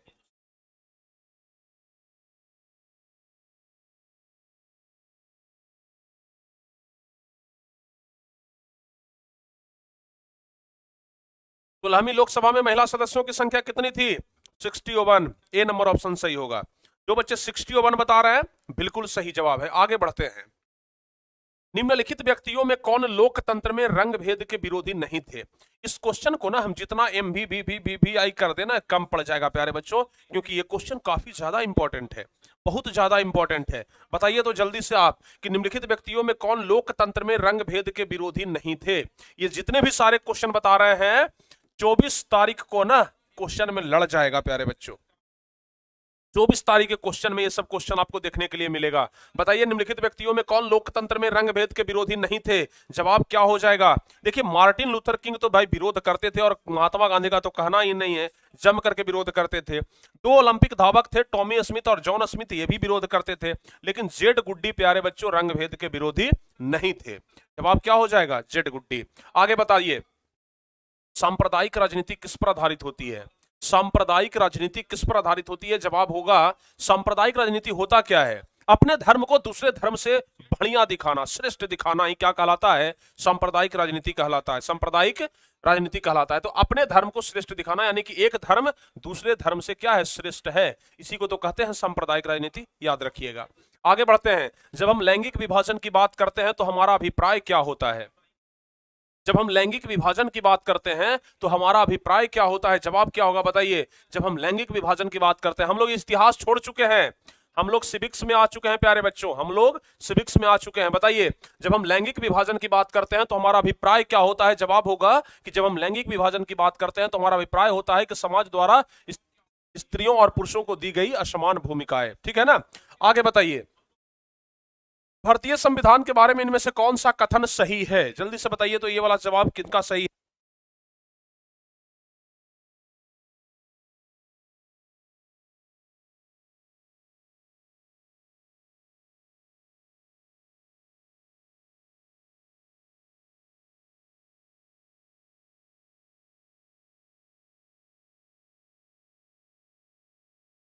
भारतीय संविधान के बारे में इनमें से कौन सा कथन सही है? तो जवाब होगा भारतीय संविधान जो है ना वो धर्म के आधार पर भेदभाव की मनाही करता है। बिल्कुल सही जवाब है, ए नंबर ऑप्शन ही सही होगा। भारतीय जो संविधान है वो धर्म के आधार पर भेदभाव की मनाही करता है। आगे बढ़ते हैं, बिहार में पंचायती राज संस्थाओं में महिलाओं के लिए कितनी सीटें आरक्षित है? बताइए बिहार में महिलाओं के लिए कितनी सीटें आरक्षित है प्यारे बच्चों? जल्दी से बता दीजिए। तो बिहार में महिलाओं के लिए 50% सीट आरक्षित है पंचायती राज में। 56 का ए नंबर ऑप्शन सही होगा। उसके बाद आगे बढ़ते हैं, अंतरराष्ट्रीय महिला दिवस किस तिथि को मनाया जाता है? अच्छा टोटल क्वेश्चन की हम बात करते हैं कि सर ऑब्जेक्टिव में टोटल क्वेश्चन कितना होगा, तो ऑब्जेक्टिव में टोटल क्वेश्चन प्यारे बच्चों 88 होगा। कितना होगा? 88, ध्यान रखिएगा 88 क्वेश्चन होगा। आगे बताइए अंतरराष्ट्रीय महिला दिवस किस तिथि को मनाया जाता है? फटाफट से बता दीजिए। अंतरराष्ट्रीय महिला दिवस किस तिथि को मनाया जाता है? 8 मार्च को मनाया जाता है सर, बी नंबर ऑप्शन सही होगा, 8 मार्च को मनाया जाता है। आगे बढ़ते हैं, 15वीं लोकसभा चुनाव से पहले लोकसभा में महिलाओं की भागीदारी कितनी थी? बताइए 15वीं लोकसभा चुनाव से पहले लोकसभा में महिलाओं की भागीदारी कितनी थी? तो जवाब होगा 15वीं लोकसभा चुनाव से पहले मात्र 10% भागीदारी था। ए नंबर ऑप्शन सही होगा। 15वीं लोकसभा चुनाव से पहले मात्र प्यारे बच्चों 10% भागीदारी था। पढ़ लो चाहे कहीं से, टॉपर होगा यहीं से। वाह बिल्कुल सही है।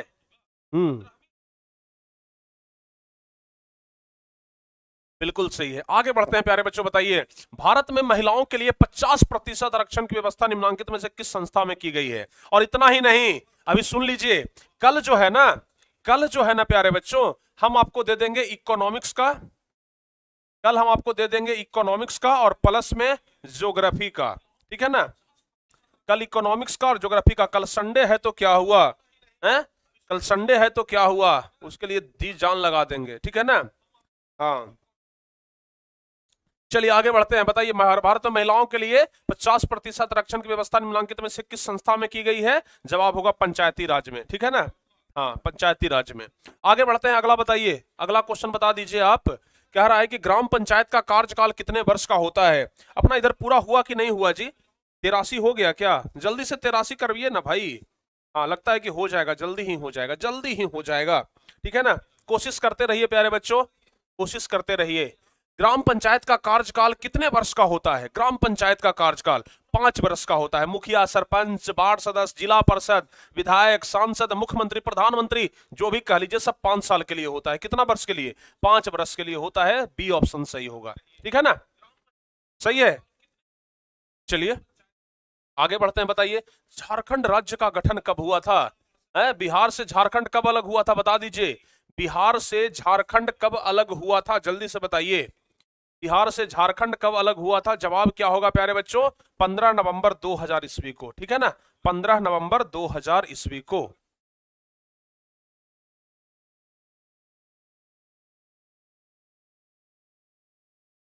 ठीक है, झारखंड राज्य का गठन हुआ था 15 नवंबर 2000 ईस्वी को। अगला बताइए, भारतीय संविधान की 8वीं अनुसूची में कितनी भाषाओं को स्थान दिया गया है? बताइए, भारतीय संविधान की 8वीं अनुसूची में कितनी भाषाओं को स्थान दिया गया है? जवाब बता दीजिए। तो ध्यान रखिएगा, भारतीय संविधान की 8वीं अनुसूची में कितनी भाषाओं को स्थान दिया गया है? 22 भाषा। संविधान में ना 22 भाषाओं को मान्यता मिला है। संविधान में 22 ऐसे भाषा हैं जिनको प्यारे बच्चों मान्यता मिल चुका है। आगे बताइए, भारत में किस प्रकार की शासन प्रणाली है? भारत में किस प्रकार की शासन प्रणाली है? जवाब क्या होगा? तो जवाब होगा कि भारत में जो शासन प्रणाली है ना, वो है संघीय और संसदीय। बी नंबर ऑप्शन सही होगा, संघीय और संसदीय, बी नंबर ऑप्शन सही होगा, ठीक है। अच्छा प्यारे बच्चों, एक सिंपल सा सवाल, एमपी का फुल फॉर्म क्या होता है? बताइए तो, कुछ फुल फॉर्म आपसे पूछ लेते हैं। एमपी का फुल फॉर्म क्या होता है? मध्य प्रदेश मत बोलिएगा भाई, ऐसे इसका फुल फॉर्म एक मध्य प्रदेश भी होता है। मध्य प्रदेश मत बोलिएगा, हम सिविक्स पढ़ा रहे हैं तो सिविक्स के हिसाब से बोलिएगा, ठीक है ना, सिविक्स के हिसाब से बोलिएगा। बताइए क्या होता है एमपी का full form? Member of parliament, बिल्कुल सही है, मेंबर ऑफ पार्लियामेंट होता है। अगर हम आपसे पूछ दें कि बताइए एमएलसी का फुल फॉर्म क्या होता है, सॉरी एमएलए का फुल फॉर्म बताइए, ठीक है ना। हालांकि एमएलसी का भी होता है, आगे पूछेंगे। बताइए एमएलसी का, एमएलसी का फुल, सॉरी एमएलए का फुल फॉर्म क्या होता है? बताइए, एमएलए का full form member of legislative assembly. वाह क्या बात है, मेंबर ऑफ लेजिस्लेटिव असेंबली। और अगर प्यारे बच्चों हम पूछ दें कि एमएलसी का फुल फॉर्म क्या होता है, तो क्या जवाब दीजिएगा? एमएलसी का full form member of legislative council, बिल्कुल सही है, बिल्कुल सही है, ठीक है ना। चलिए बहुत बढ़िया, आगे बढ़ते हैं। अब भारत में पहला नगर निगम कहां बना? भारत में पहला नगर निगम प्यारे बच्चों कहां बना था? जवाब क्या होगा? भारत में पहला नगर निगम कहां बना था? जवाब क्या होगा? मद्रास, चेन्नई में बना था, ठीक है ना, चेन्नई में बना था, बी ऑप्शन सही जवाब होगा। आगे बढ़ते हैं, भारत में मतदाता होने की न्यूनतम आयु कितना बरस के हो जाइएगा तब वोट देने का अधिकार मिल जाएगा? ये क्वेश्चन पूछ रहा है, बताइए।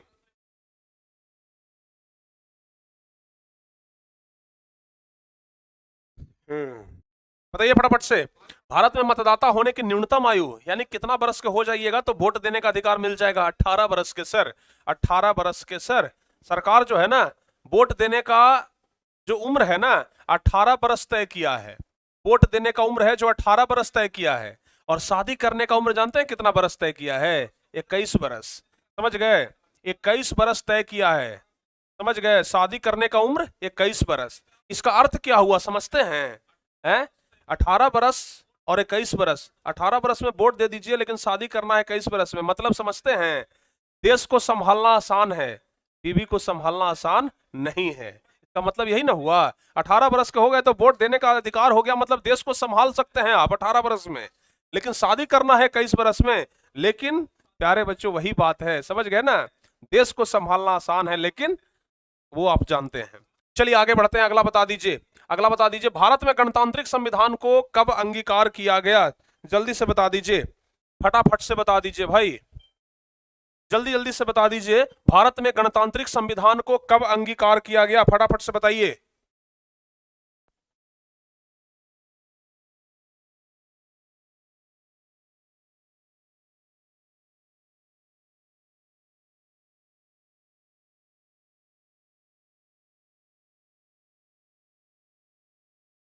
चलिए जल्दी से बताइए, फटाफट से बताइए आप लोग। भारत में गणतांत्रिक संविधान को कब अंगीकार किया गया? जवाब क्या मिलेगा प्यारे बच्चों? 26 जनवरी 1950 को लागू हुआ था। 26 जनवरी 1950 ईस्वी को लागू हुआ था, ध्यान रखिएगा। आगे बताइए, ग्राम कचहरी का प्रधान कौन होता है? फटाफट से बताइए, ग्राम कचहरी का प्रधान कौन होता है? सरपंच साहब, आपका भी बात आ गया। ग्राम कचहरी का प्रधान कौन होता है? सरपंच होता है। कौन होता है? सरपंच। डी ऑप्शन सही होगा। ग्राम कचहरी का प्रधान सरपंच होता है। फिर हा आ गए हमारे, कौन आ गए बताइए, कौन है ये? हमारे देश को परमाणु बम देने वाले, ठीक है ना, हमारे देश को परमाणु बम से लैस कराने वाले व्यक्ति, एपीजे अब्दुल कलाम, ठीक है ना, एपीजे अब्दुल कलाम। चलिए भाई, इनका एक कथन है कि पेड़ कभी डाली काटने से नहीं सूखता है। इनका एक कथन है, आप याद रखिएगा, समझ गए ना। इनका एक कथन है प्यारे बच्चों, बहुत जबरदस्त लाइन है, हालांकि इनका तो हजारों कथन है, लेकिन उनमें से एक है कि पेड़ कभी डाली काटने से नहीं सूखता है, पेड़ हमेशा जड़ काटने से सूखता है। समझ गए ना, अगर पेड़ का डाली काट दे तो वो पेड़ नहीं सूखता है, पेड़ हमेशा जड़ काटने से सूखता है। तो वैसे ही इंसान अपने जो कर्म होता है ना, उससे नहीं बल्कि अपनी छोटी छोटी गलतियों और व्यवहार से हार जाता है। समझ गए? यानी कहने का मतलब कि अगर वो इंसान अगर छोटी छोटी गलतियों को ना करे तो वो कभी हार नहीं सकता है। एक छोटी छोटी गलती ही प्यारे बच्चों लोगों को हरा देती है। समझ गए ना, छोटी गलती ही लोगों को हरा देती है। जिस प्रकार से आप जानते हैं कि बूंद बूंद करके घड़ा भरता है, ठीक है ना, बूंद बूंद करके घड़ा भरता है, उसी तरीके से बूंद बूंद करके प्यारे बच्चों आपका दिमाग भी भरेगा। छोटी छोटी बातों को अगर आप लेंगे ना तो आपका दिमाग भर जाएगा। एक बच्चे का कमेंट आ रहा है कि सर 51 नंबर क्वेश्चन को जरा देख लिया जाए। चलिए भाई, हम अपने भाई का बात मानते हैं और 51 नंबर क्वेश्चन की ओर बढ़ जाते हैं। हाँ, 16वीं लोकसभा में महिला सदस्यों की संख्या कितनी है? 16वीं लोकसभा में महिला सदस्यों की संख्या कितनी है? 61 ही था ना। 16वीं लोकसभा में महिला सदस्यों की संख्या कितना था भाई? 61 ही था या 63 था? भाई आप बोल करके कंफ्यूज कर देते हैं हमें भी। हाँ, हम तो 61 बता दिए थे आपको। कितना है? अगर हम कंफ्यूज हैं तो आप बता दीजिए जल्दी से बताइए। भारत में क्या पूछ रहे थे? 16वीं लोकसभा में महिला सदस्यों की संख्या कितनी है? 65 था, 63?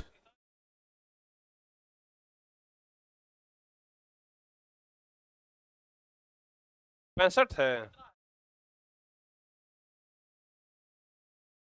चलिए, अगर 65 है तो 65 को लॉक कर देते हैं हम, क्या बात है उसमें। चलिए 65 हो गया, ठीक है ना। अब आगे बढ़ते हैं, हो सकता है भाई हमारे ध्यान से उतर गया हो। आगे बताइए, भारत में कितने केंद्र शासित प्रदेश हैं वर्तमान में? वर्तमान में भारत में कितने केंद्र शासित प्रदेश हैं? जल्दी से बता दीजिए। वर्तमान में भारत में कितने केंद्र शासित प्रदेश हैं? जवाब होगा 8। ध्यान रखिएगा, 68 का सी ऑप्शन सही होगा, ठीक है ना, 68 का सी ऑप्शन सही होगा। आगे बताइए, पंचायती राज संस्थाओं को संवैधानिक दर्जा किस संविधान संशोधन से प्राप्त हुआ था? किम्मा संविधान संशोधन हुआ था तब पंचायती राज को संवैधानिक दर्जा मिल गया था। बताइए फटाफट से। पंचायती राज का दर्जा मिला था प्यारे बच्चों, आपको याद होगा, 73वां संशोधन से। और किस समिति के सिफारिश पर मिला था? बताइए। पंचायती राज जो आया वो किनके सिफारिश पर आया था? किनके सिफारिश पर आया था, बता दीजिए। किनके सिफारिश पर आया था प्यारे बच्चों पंचायती राज? बलवंत राय मेहता समिति के सिफारिश पर आया था, याद है ना। बलवंत राय मेहता समिति के सिफारिश पर। किनके सिफारिश पर? ध्यान रखिएगा, बलवंत राय मेहता, बलवंत राय मेहता समिति के सिफारिश पर आया था पंचायती राज, याद है ना। अच्छा, पंचायती राज सबसे पहले कहां से शुरू हुआ था? कहां पर इसका ट्रायल हुआ था? बताइए तो, किस राज्य में? किस राज्य में इसका ट्रायल हुआ था प्यारे बच्चों? जल्दी जल्दी से बता दीजिए। इसका ट्रायल जो हुआ था ना, वो हुआ था राजस्थान के नगौर जिले में, राजस्थान के नगौर जिले में हुआ था। चलिए आगे बढ़ते हैं। अब अगला बता दीजिए, भारत में किस राज्य में सर्वप्रथम पंचायती राज की शुरुआत हुई? लीजिए, आ गया, अभी हम क्वेश्चन पूछे थे, आ गया, ठीक है ना। तो प्यारे बच्चों ध्यान रखिएगा, राजस्थान का जिला कौन सा था, तो जिला था नागौर। जिला कौन सा था, नागौर जिला, याद रखिएगा। आगे बढ़ते हैं, निम्नलिखित में से कौन केंद्र शासित प्रदेश है, इसमें से केंद्र शासित प्रदेश कौन सा है। एकदम सिंपल सा सवाल है भाई, आप लोग जानते होंगे कि चंडीगढ़ क्या है, केंद्र शासित प्रदेश है, सी ऑप्शन सही होगा। चंडीगढ़ केंद्र शासित प्रदेश है, सी नंबर ऑप्शन सही जवाब होगा। आगे है कि संघ सरकार का उदाहरण कौन है, संघ सरकार का उदाहरण कौन है। हम देखिए जो बच्चे लास्ट तक आज टिके रहेंगे ना, हम समझेंगे कि उसी में से कोई ना कोई बच्चा इस बार एकदम रैंकर्स और टॉपर्स आने वाला है, क्योंकि हम जानते हैं कि जो मन मारेगा वही आगे जीतेगा, ठीक है ना। मन के हारे हार है, मन के जीते जीत, आप सुने हैं ना, मन के हारे हार है, मन के जीते जीत। हाँ, तो अभ्यास करते रहिए भाई, अभ्यास मत हटिए, करत करत अभ्यास के जड़मत होत सुजान, रसरी आवर जात तत सिल पर पड़त निशान। कुएं में देखे है ना, कुआं का जो मुंडेरा होता है, वहां पर ना रस्सी, हम लोग डेली क्या करते हैं, पानी जब भरते हैं तो रस्सी खींचा जाता है, और रस्सी देखिएगा कि जो कुआं पुराना कुआं रहेगा ना, रस्सी खींचते खींचते पत्थर पर निशान पड़ जाता है, रस्सी का पत्थर पर निशान पड़ जाता है, मतलब कि रस्सी से पत्थर का भी निशान बदल सकता है।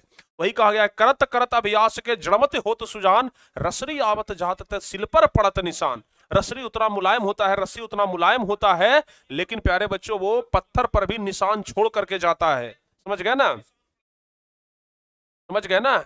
तपिए, लोहा जितना तपता है उतनी ही ताकत बढ़ती है, सोने को जितना आग लगे वो उतना प्रखर निखरता है, हीरे पर जितनी धार लगे वो उतना खूब चमकता है। हम आदम के बेटे हैं क्यों सोचे राह सरल होगा, हम आदम के बेटे हैं क्यों सोचे राह सरल होगा। समझ गए ना। सूरज जैसा सूरज जैसा चमकना है, सूरज जैसा जलना है, तो सूरज जैसा तपना होगा। समझ गए ना। हर एक संकट का हल होगा, वो आज नहीं तो कल होगा। लाइन थोड़ा उल्टा पुल्टा हो गया है, लेकिन अर्थ आप तक सीधे पहुंच गया है। आगे बताइए, आगे बताइए प्यारे बच्चों, क्या है संघ सरकार का उदाहरण। संघ सरकार का उदाहरण तो अमेरिका है ना, ये वाला एकदम इंपॉर्टेंट क्वेश्चन है, समझ गए। आगे बता दीजिए, संघ राज्य की विशेषता नहीं है, कौन संघ राज्य की विशेषता नहीं है, फटाफट से बता दीजिए। कौन संघ राज्य की विशेषता नहीं है। लिखित संविधान तो भाई संघ राज्य की विशेषता, लिखित संविधान संघ राज्य की विशेषता है, ठीक है ना, सर्वोच्च न्यायालय भी है। कौन संघ राज्य की विशेषता नहीं है।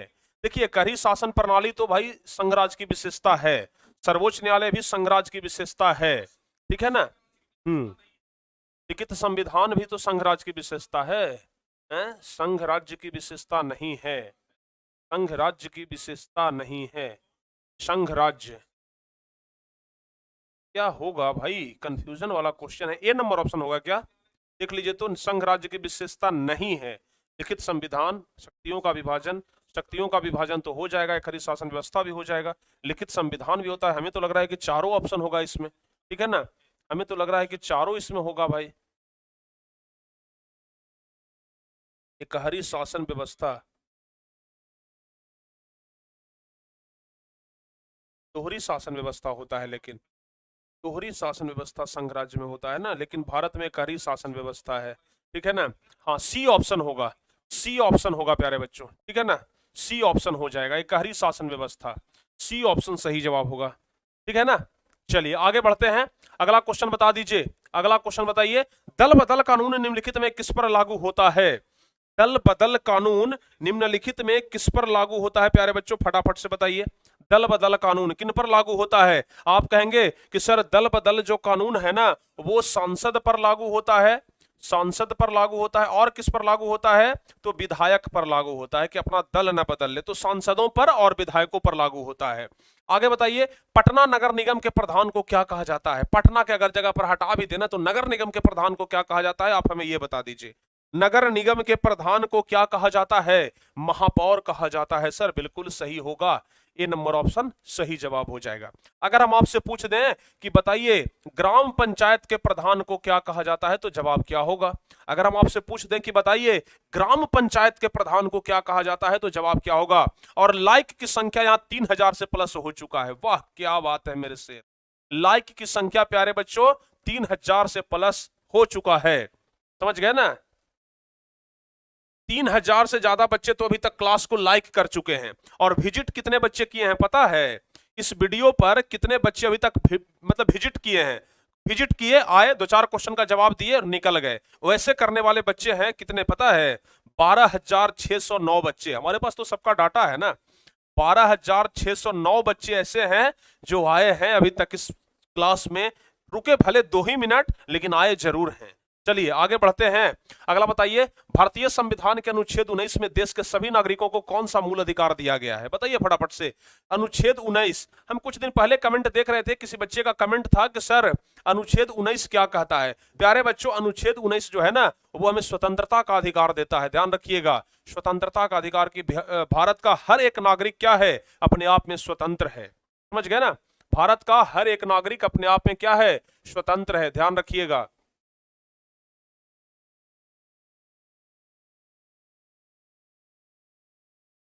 संघ सरकार का उदाहरण है अमेरिका, भारत, कनाडा, इनमें से सभी।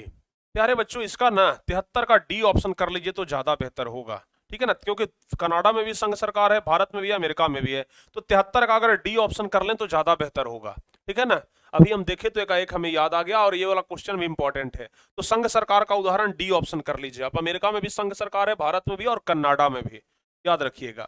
चलिए आगे बढ़ते हैं। अब आगे बढ़ते हैं। इसका तो बता ही दिए ना, का तो बता दिए ना। लगता है कि टिक नहीं लगाए थे क्या? इस पर टिक नहीं लगाए हैं सांसदों और विधायकों पर। चलिए सही है। चलिए अगला क्वेश्चन बताइए, लिच्छवी गणतंत्र भारत के किस राज्य में अवस्थित है? लिच्छवी गणतंत्र प्यारे बच्चों भारत के किस राज्य में अवस्थित है? जवाब प्यारे बच्चों हो जाएगा क्या? बिहार में। लिच्छवी गणतंत्र भारत के किस राज्य में अवस्थित है? त्रिपुरा। लिच्छवी गणतंत्र राज्य में अवस्थित है भाई।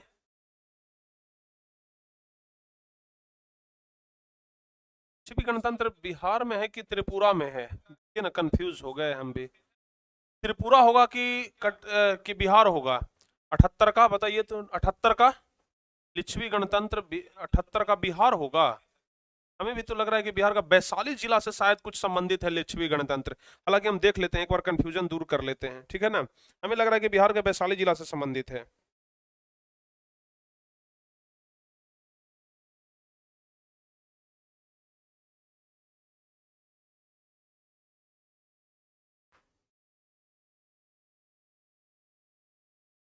हाँ देखिए, बोले ना कि वैशाली से संबंधित है। लिच्छवी गणतंत्र वैशाली से संबंधित है, हमें याद था। समझ गए ना, वैशाली से संबंधित है। जवाब हो जाएगा बिहार। चलिए अगला देखते हैं, पंचायती राज के त्रिस्तरीय स्वरूप में इनमें से कौन नहीं है? पंचायती राज के त्रिस्तरीय स्वरूप में कौन नहीं? देखिए, पंचायती राज में ग्राम पंचायत होता है, पंचायती राज में ग्राम पंचायत होता है, पंचायत समिति होता है, जिला परिषद होता है। जवाब होगा नगर निगम। डी नंबर ऑप्शन सही होगा। डी नंबर ऑप्शन सही होगा। आगे बताइए, सत्ता में साझेदारी सही है क्योंकि? सत्ता में साझेदारी क्यों सही है भाई? क्योंकि सत्ता में जब साझेदारी होता है ना तो विभिन्न समुदायों के बीच टकराव कम होता है। ठीक है, तो सत्ता में साझेदारी सही है क्योंकि विभिन्न समुदायों के बीच टकराव कम करती है। डी ऑप्शन सही होगा। चलिए मात्र 8 क्वेश्चन और है, 8 क्वेश्चन और ऑब्जेक्टिव का, फिर तो सब्जेक्टिव में आएंगे ना। बताइए, निम्नलिखित में से कौन सा पंचायती राज व्यवस्था का दूसरा स्तर है? पंचायती राज व्यवस्था का दूसरा स्तर कौन है प्यारे बच्चों? पंचायती राज का पहला स्तर तो हो जाता है ग्राम पंचायत, दूसरा स्तर हो जाता है पंचायत समिति। तो यहां सी ऑप्शन सही होगा। जो बच्चे सी ऑप्शन बता रहे हैं ना, बिल्कुल सही जवाब है। आगे बता दीजिए, कौन से संविधान अधिनियम द्वारा पंचायत का तीसरा स्तर बनाया गया? ये तो बता ही दिया ना कि 73वां संशोधन में हुआ था। 73वां संशोधन में हुआ था, बिल्कुल बी नंबर ऑप्शन सही होगा। आगे बढ़ते हैं, निम्नलिखित में से कौन नगर निगम के आय का स्रोत नहीं है? देखिए, नगर निगम का जो आय का स्रोत होता है ना वो शौचालय से होता है, जल से होता है, मकान से होता है, आयकर से नहीं होता है। आयकर से भारत सरकार को होता है भाई, भारत सरकार को आयकर से होता है। आगे बढ़ते हैं, निम्नलिखित में से कौन पंचायत की व्यवस्थापिका सभा है? पंचायत की व्यवस्थापिका सभा होती है ग्राम सभा। पंचायत की व्यवस्थापिका सभा होती है ग्राम सभा। ए नंबर ऑप्शन सही होगा। ए नंबर ऑप्शन सही जवाब होगा। ठीक है ना। 1 मिलियन कब तक होगा सर? अरे वाह, 1 मिलियन कब तक होगा सर? जैसे देखिए ना, हमें तो लग रहा है कि इस मंथ के लास्ट तक ना अपना 9 लाख का परिवार तो हो ही जाएगा। ठीक है, इस मंथ के लास्ट तक 9 लाख का तो हो जाएगा। उसके बाद 4 महीने और जोड़ करके चलिए, 3 महीना और जोड़ लीजिए ना, तो अगस्त, सितंबर, अक्टूबर, अक्टूबर में हो जाना चाहिए। अक्टूबर में भाई हो जाना चाहिए अपना 1 मिलियन। समझ गए ना, पूरा उम्मीद है कि अक्टूबर में हो जाएगा। अब आप लोग कोशिश करेंगे तो और जल्दी हो जाएगा। चलिए आगे बढ़ते हैं। स्थानीय स्वशासन राज्य के नीति निदेशक सिद्धांतों के किस अनुच्छेद में है, बताइए। स्थानीय स्वशासन राज्य के नीति निदेशक सिद्धांतों के किस अनुच्छेद में है? अनुच्छेद 40 में है, ध्यान रखिएगा, बी ऑप्शन सही होगा। आगे बढ़ते हैं। ग्राम कचहरी में मुकदमे सुलझाए जाते हैं, कैसे मुकदमे? ग्राम कचहरी में बताए थे आपको कि ग्राम कचहरी में किस प्रकार के मुकदमे सुलझाए जाते हैं?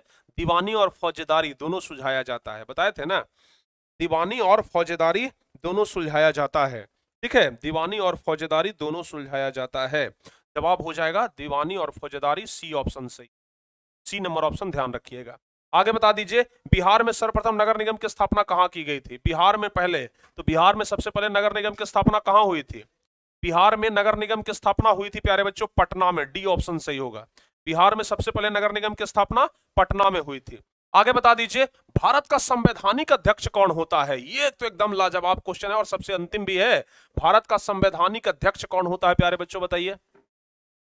भारत का संवैधानिक अध्यक्ष कौन होता है? जवाब क्या होगा? भारत का संवैधानिक अध्यक्ष होता है राष्ट्रपति, राष्ट्रपति। चलिए एक क्वेश्चन और आपसे पूछते हैं अपना मन से।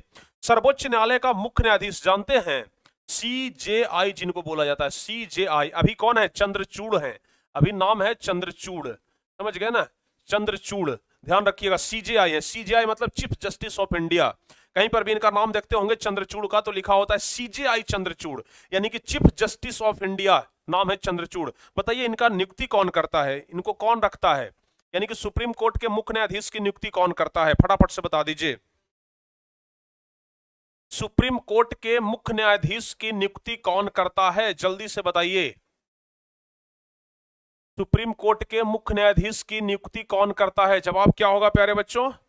राष्ट्रपति करता है, बिल्कुल सही जवाब है, राष्ट्रपति करता है। ठीक है ना, राष्ट्रपति करता है। अरे अभी तो 1.25 घंटे का क्लास चला है भाई, आप लोग भोजन करने के लिए टाइम मांग रहे हैं।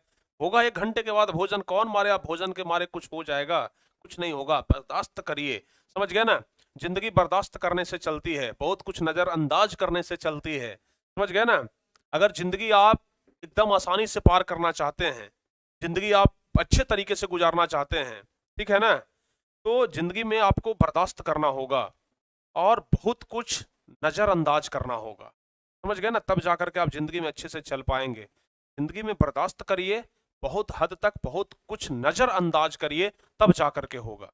चलिए आगे बढ़ते हैं भाई, ये तो हो गया पूरा ऑब्जेक्टिव क्वेश्चन खत्म। अब श्री राम का नाम लेकर के चला जाए सब्जेक्टिव क्वेश्चन में, ठीक है ना। अब प्यारे बच्चों हम चलते हैं सब्जेक्टिव क्वेश्चन में। सब्जेक्टिव क्वेश्चन हमारा क्या कह रहा है? सबसे पहले हम इतिहास का, और सब्जेक्टिव क्वेश्चन हम ज्यादा नहीं बताने वाले हैं। इतिहास में 11 क्वेश्चन बताएंगे और सिविक्स में हम आपको 10 क्वेश्चन बताएंगे, ठीक है ना।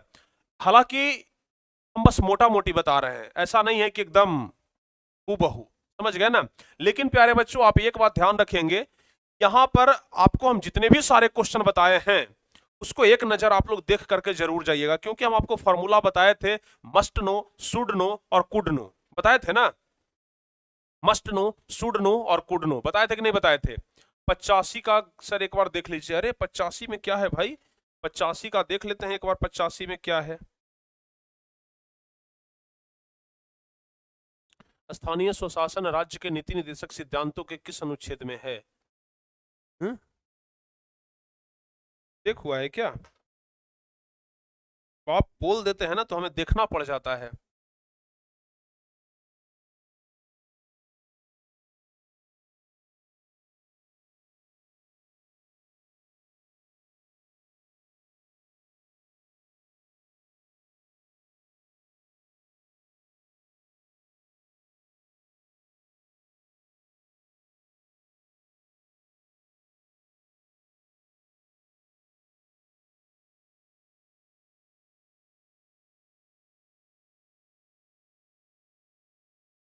भाई इंटरनेट तो ये कह रहा है कि अनुच्छेद 36 से 51 तक है, ठीक है ना। 36 से 51 तक तो फिर 40, 42 और 51 तीनों आ जाता है।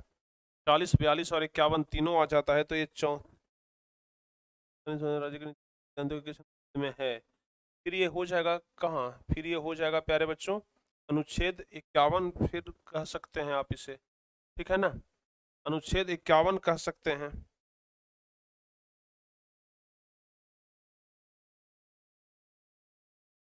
राज्य के नीति निर्देश तो देख लेते हैं हम। अनुच्छेद 36 से लेकर के ना 51 तक के वर्णित है, ठीक है। तो निर्देशन किस अनुच्छेद में है, तो 36 से 51 तक, तो 40, 42 और 51 तीनों आ जाएगा, ठीक है ना। 36 से 51 तक है, 36 से 51 तक है। तो आप चाहे बी बोल लें, सी बोल लें, ये ऑप्शन देना चाहिए था इनमें से सभी, ठीक है ना, इनमें से सभी। ये इसको हटा दिया जाए और इसको कर दिया जाए इनमें से सभी, तो ज्यादा बढ़िया होगा। तो ये 88 क्वेश्चन हम आपसे पूछे थे, बताइए 88 में से कितना सही किए हैं आप। 88 में से आपका सही कितना है प्यारे बच्चों, जल्दी से एक बार कमेंट करके बता दीजिए, तो एक बार जल्दी से फास्ट, कितना सही किए हैं आप, फटाफट से बताइए। 88 में कितना सही किए हैं, आपका सही कितना है, फटाफट से बता दीजिए।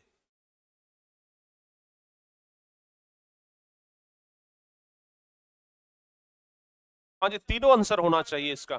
चलिए बताइए, तो 88 में कितना सही किए हैं आप, ठीक है ना।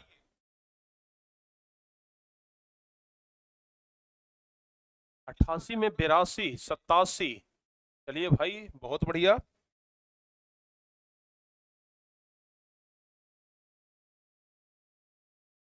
साक्षी सिंह एक है, बोल रही है कि 55, देख लीजिए सर, देख लेते हैं, हो सकता है कि भाई ज्यादा खुशी में गलत ही निकल गया हो, ठीक है ना। क्या कह रहा है, भारतीय संविधान के बारे में इनमें से कौन सा कथन सही है। यह धर्म के आधार पर भेदभाव की मनाही करता है, बिल्कुल सही है। यह एक धर्म को राजकीय धर्म बनाता है, ये गलत है। लोगों को कोई भी धर्म मानने की आजादी नहीं है, ये गलत है। महिलाओं को मतदान का भाई ये नंबर ऑप्शन बिल्कुल सही है, ये गलत नहीं है। अरे एक आदमी मिस्टेक हो जाता है कि सब में मिस्टेक थोड़े ना होगा, ठीक है।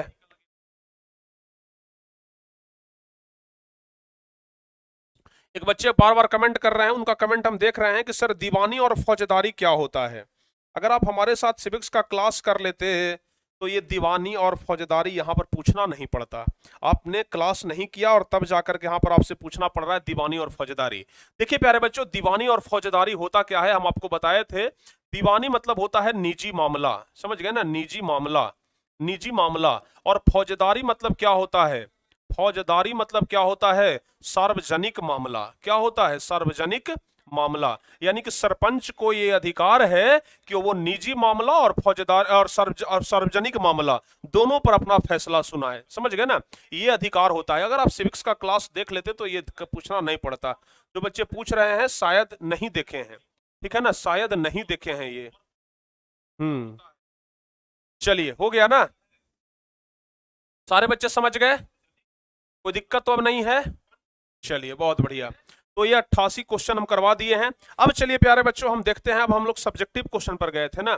सब्जेक्टिव क्वेश्चन में हम लोग कुछ क्वेश्चन अब देख लेंगे, इतिहास से संबंधित क्वेश्चन देखेंगे। और इतिहास का जो सबसे पहला नंबर क्वेश्चन है, हाँ अब देखिए हम सबसे बड़ी बात ये कहेंगे कि कोई भी बच्चा हिलेगा नहीं, समझ गए ना, अपनी जगह से एकदम बनल है तो बनल रहिए प्यारे बच्चों अपनी जगह पर, समझ गए ना, एकदम अपनी जगह पर बने रहिए। अभी से ही आदत डालिए, परीक्षा में 3 घंटा बैठना पड़ेगा, तो अभी से आदत डालिएगा तब ना। और मजा आ रहा है यहाँ पर पढ़ करके, तो भाई मजा तो आना चाहिए। चलिए आगे बढ़ते हैं, आगे बढ़ते हैं। बता दीजिए पहला नंबर क्वेश्चन है, गैरीबाल्डी के कार्यों को लिखें। ये प्यारे बच्चों आप लोग याद कर लीजिएगा, ठीक है ना। पहला नंबर क्वेश्चन है कि गैरीबाल्डी, ऐसे अगर आप हमारा नोट्स देखते हैं ना, अगर प्यारे बच्चों आप हमारा नोट्स देखते हैं तो आपको ये टोटल क्वेश्चन हमारे नोट्स में मिल जाएंगे, ठीक है ना। टॉपर बैच में जो बच्चे जुड़े हुए हैं उनमें टोटल नोट्स दिया गया है और सारे बच्चों को नोट्स मिल जाएगा। चलिए गैरीबाल्डी के कार्यों को लिखना है तो हम लोग लिखेंगे कि 1860 ईस्वी तक इटली एक संगठित क्षेत्र बन चुका था। क्योंकि ये सब क्वेश्चन हम आपको ऑलरेडी पहले पढ़ा चुके हैं तो हम ज्यादा ज्यादा समझाएं क्या, लेकिन हाँ इतना जरूर है कि अच्छे तरीके से बताते चलेंगे, ठीक है ना। 1860 ईस्वी तक इटली एक संगठित क्षेत्र बन चुका था, ध्यान रखिएगा, ठीक है। लेकिन लेकिन इटली के कुछ क्षेत्र जैसे सिसिली हो गया, नेपल्स हो गया के क्षेत्रों पर जोश खरोश के साथ अधिकार करने का प्रयास करता है। यह पेशे से एक नाविक था जब एक सैनिक ने इसके लिए तलवार शब्द का प्रयोग किया था, ठीक है ना। यह मेजनी का समर्थक था और मेजनी के सपने को पूरा करना चाहता था। तो सबसे पहला कार्य तो हो गया कि यह मेजनी के सपने को पूरा करना चाहता था। इन्होंने अपनी सेना के नाम पर लाल कुर्ती का गठन किया था। तो दूसरा काम यह हो गया कि गैरीबाल्डी ने लाल कुर्ती का गठन किया था। आपसे परीक्षा में ऑब्जेक्टिव क्वेश्चन में भी हो सकता है पूछा जाए कि लाल कुर्ती का गठन किसने किया था, तो जवाब क्या होगा, लाल कुर्ती का गठन किया था प्यारे बच्चों गैरीबाल्डी ने, ठीक है। इसने 1862 ईस्वी में रोम पर आक्रमण किया था, 1862 ईस्वी पर रोम पर आक्रमण किया था और इसका विरोध काउंट काबूर ने जम करके किया था। कल वाला क्लास मिस मत करिएगा, कल भी हम करवाने वाले हैं क्लास, छोड़िएगा मत, कल संडे है तो क्या हुआ, ठीक है ना। तो इसका लाल कुर्ती का गठन किया था, इसने 1862 ईस्वी में रोम पर आक्रमण किया था और इसका विरोध काउंट काबूर ने किया और अंततः अपना जीता हुआ सारा क्षेत्र विक्टर को सौंप दिया, जो इटली का शासक था और खुद एक साधारण किसान के रूप में जीवन बिताने लगा था। तो यह हम आपको तो बता दिए थे, ठीक है ना, गैरीबाल्डी के बारे में हम आपको बता दिए हैं।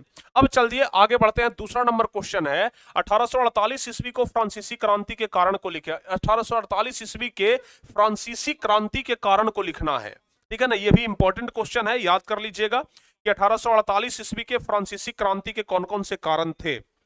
1848 ईस्वी के फ्रांसीसी क्रांति के कौन कौन से कारण थे, याद कर लीजिएगा। क्या लिखेंगे, 1848 ईस्वी के फ्रांसीसी क्रांति के निम्नलिखित कारण है। पहला, साम्राज्यवाद का प्रसार। साम्राज्यवाद क्या होता है प्यारे बच्चों, हम आपको बता चुके थे, अपने राज्य का विस्तार करना ही क्या कहलाता है, साम्राज्यवाद कहलाता है, ठीक है ना। अपने राज्य का विस्तार करना ही क्या कहलाता है, साम्राज्यवाद कहलाता है, ठीक है। दूसरा, मध्यम वर्ग के ऊपर शासन। मध्यम वर्ग के ऊपर घोर शासन तो किया जा रहा था लेकिन अत्याचार भी किया जा रहा था। और तीसरा है, राजनीतिक दलों के संगठनों में अभाव। क्या है, राजनीतिक दलों के संगठनों में अभाव था। और सबसे बड़ा और मुख्य कारण तो ये चौथा नंबर था, लुई फिलिप की असफलता को क्रांति का सबसे बड़ा कारण माना गया। समझ गए ना, लुई फिलिप की असफलता को क्रांति का सबसे बड़ा कारण माना गया, क्योंकि इसने गीजो को प्रधानमंत्री बनाया, जो कठोर प्रकृति का व्यक्ति था।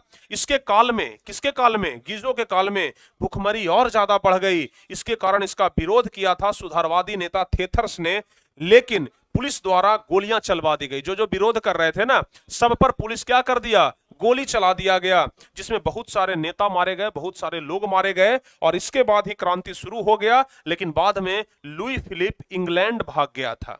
समझ गए, बाद में लुई फिलिप जो था ना, वो प्यारे बच्चों इंग्लैंड भाग गया था।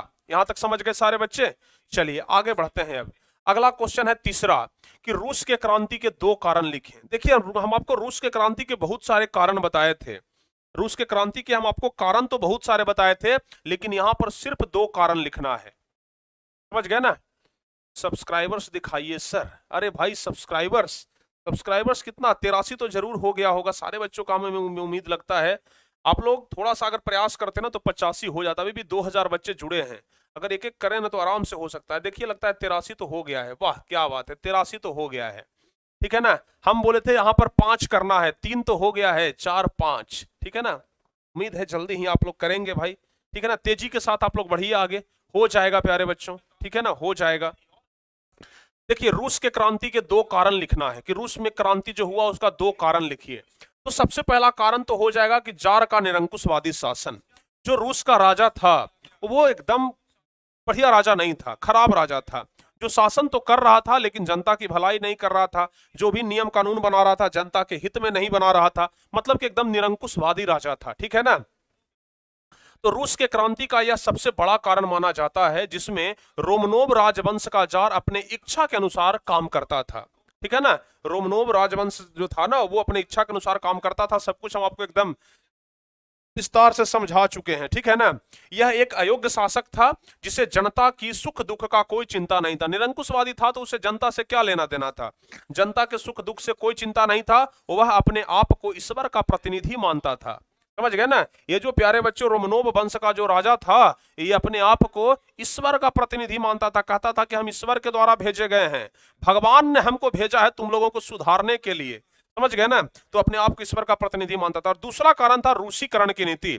रूसीकरण की नीति क्या था प्यारे बच्चों, आपसे कभी कभी पूछ दिया जाता है लघु उत्तरीय प्रश्न में कि रूसीकरण की नीति क्या है। तो रूस का जो राजा था ना, एक नियम निकाला था प्यारे बच्चों, समझ गए ना। रूसीकरण की नीति, एक नीति निकाला था, और उस नीति में कहा गया था कि पूरे रूस में एक जार होगा, यानी कि राजा एक होगा, एक भाषा होगा, यानी कि पूरे रूस में एक ही भाषा बोला जाएगा, ठीक है ना। एक रूस होगा और एक धर्म होगा, समझ गए ना। और इसी को कहा गया था रूसीकरण की नीति, ठीक है। इसी को कहा गया था रूसीकरण की नीति। तो ध्यान रखिएगा, रूस में अनेक प्रकार की जातियां पाई जाती थी, जैसे यहूदी, जर्मन, फिन, पोल, स्लाव, बहुत तरह की जातियां पाई जाती थी। ये लोग अलग अलग भाषा बोलते थे एवं इनका रस्म रिवाज भी अलग अलग था। इन सभी जातियों पर शासक ने अत्याचार किया और कहा कि एक जार, एक भाषा, एक रूस, एक धार्मिक नीति को अपनाओ, जिसका विरोध जनता ने किया था। तो ये जो एक जाति, एक धर्म, एक भाषा, एक राजा, ये सब वाला जो नीति है ना, इसी को कहा गया था रूसीकरण की नीति। समझ गए?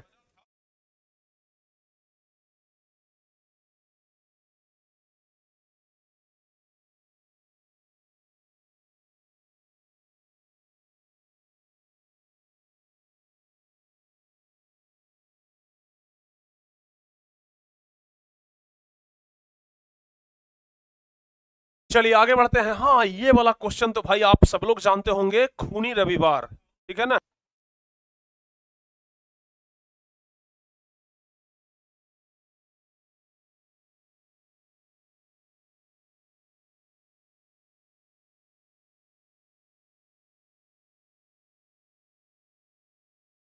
चलिए, खूनी रविवार से आप क्या समझते हैं, बताइए फटाफट से। अच्छा, खूनी रविवार तो आप लोग जानते होंगे ना, खूनी रविवार तो आप लोग जानते होंगे कि सब लोग रोटी दो का नारा लगाते हुए राजा का जो महल था सेंट पीटर्सबर्ग, उसकी ओर बढ़ रहा था, और तभी सभी पर क्या चलवा दिया गया, गोली चलवा दिया गया, हजारों की संख्या में मौत हो गया। और चूंकि ये घटना रविवार के दिन हुआ था और खून की नदियां बह गई थी, इसलिए कहा गया खूनी रविवार। समझ गए ना, इसलिए कहा गया खूनी रविवार। समझ गए? 9 जनवरी 1905 ईस्वी को जार सत्ता को मिटाने के लिए, 9 जनवरी 1905 को जार सत्ता मिटाने के लिए लगभग 1 लाख मजदूर आपस में मिल करके रोटी दो का नारा लगाते हुए राजा के महल सेंट पीटर्सबर्ग की ओर जा रहे थे। जिनकी सूचना मिलते ही राजा ने सैनिकों को निहत्थे लोगों पर गोली चलाने का आदेश दे दिया, जिससे हजारों हजार की संख्या में लोगों की मौत हो गई। और यह घटना रविवार के दिन घटा था, जिसके कारण इसे खूनी रविवार कहा जाता है। इसे लाल रविवार भी कहा जाता है। यह आंदोलन खूनी रविवार के नाम से जाना जाता है। कितना आसान प्रश्न है, बताइए। अगर ये सब प्रश्न आएगा तो आप लोग बना लेंगे ना। सारे बच्चे एक बार कमेंट करके बताइए तो। सर मैंने 6 मोबाइल से सब्सक्राइब किया। अरे वाह, क्या बात है, हैं? सारे बच्चे बताइए। अगर प्यारे बच्चों इस प्रकार का आसान आसान प्रश्न आएगा तो इसको एकदम चटनी की तरह मसल देना है। समझ गए ना, चटनी की तरह भाई एकदम मसल देना है, ठीक है ना, चिंता मत करिए। यस सर, आप बहुत अच्छे से पढ़ाए थे, पूरा कॉन्सेप्ट याद है। अरे वाह यार, कंसेप्ट तो याद रहेगा ही ना, हैं? कंसेप्ट तो याद रहेगा ही ना, कितना प्यार से पढ़ाए थे, इतना प्यार से पढ़ाए थे तो कंसेप्ट याद तो रहना ही चाहिए। चलिए आगे बढ़ते हैं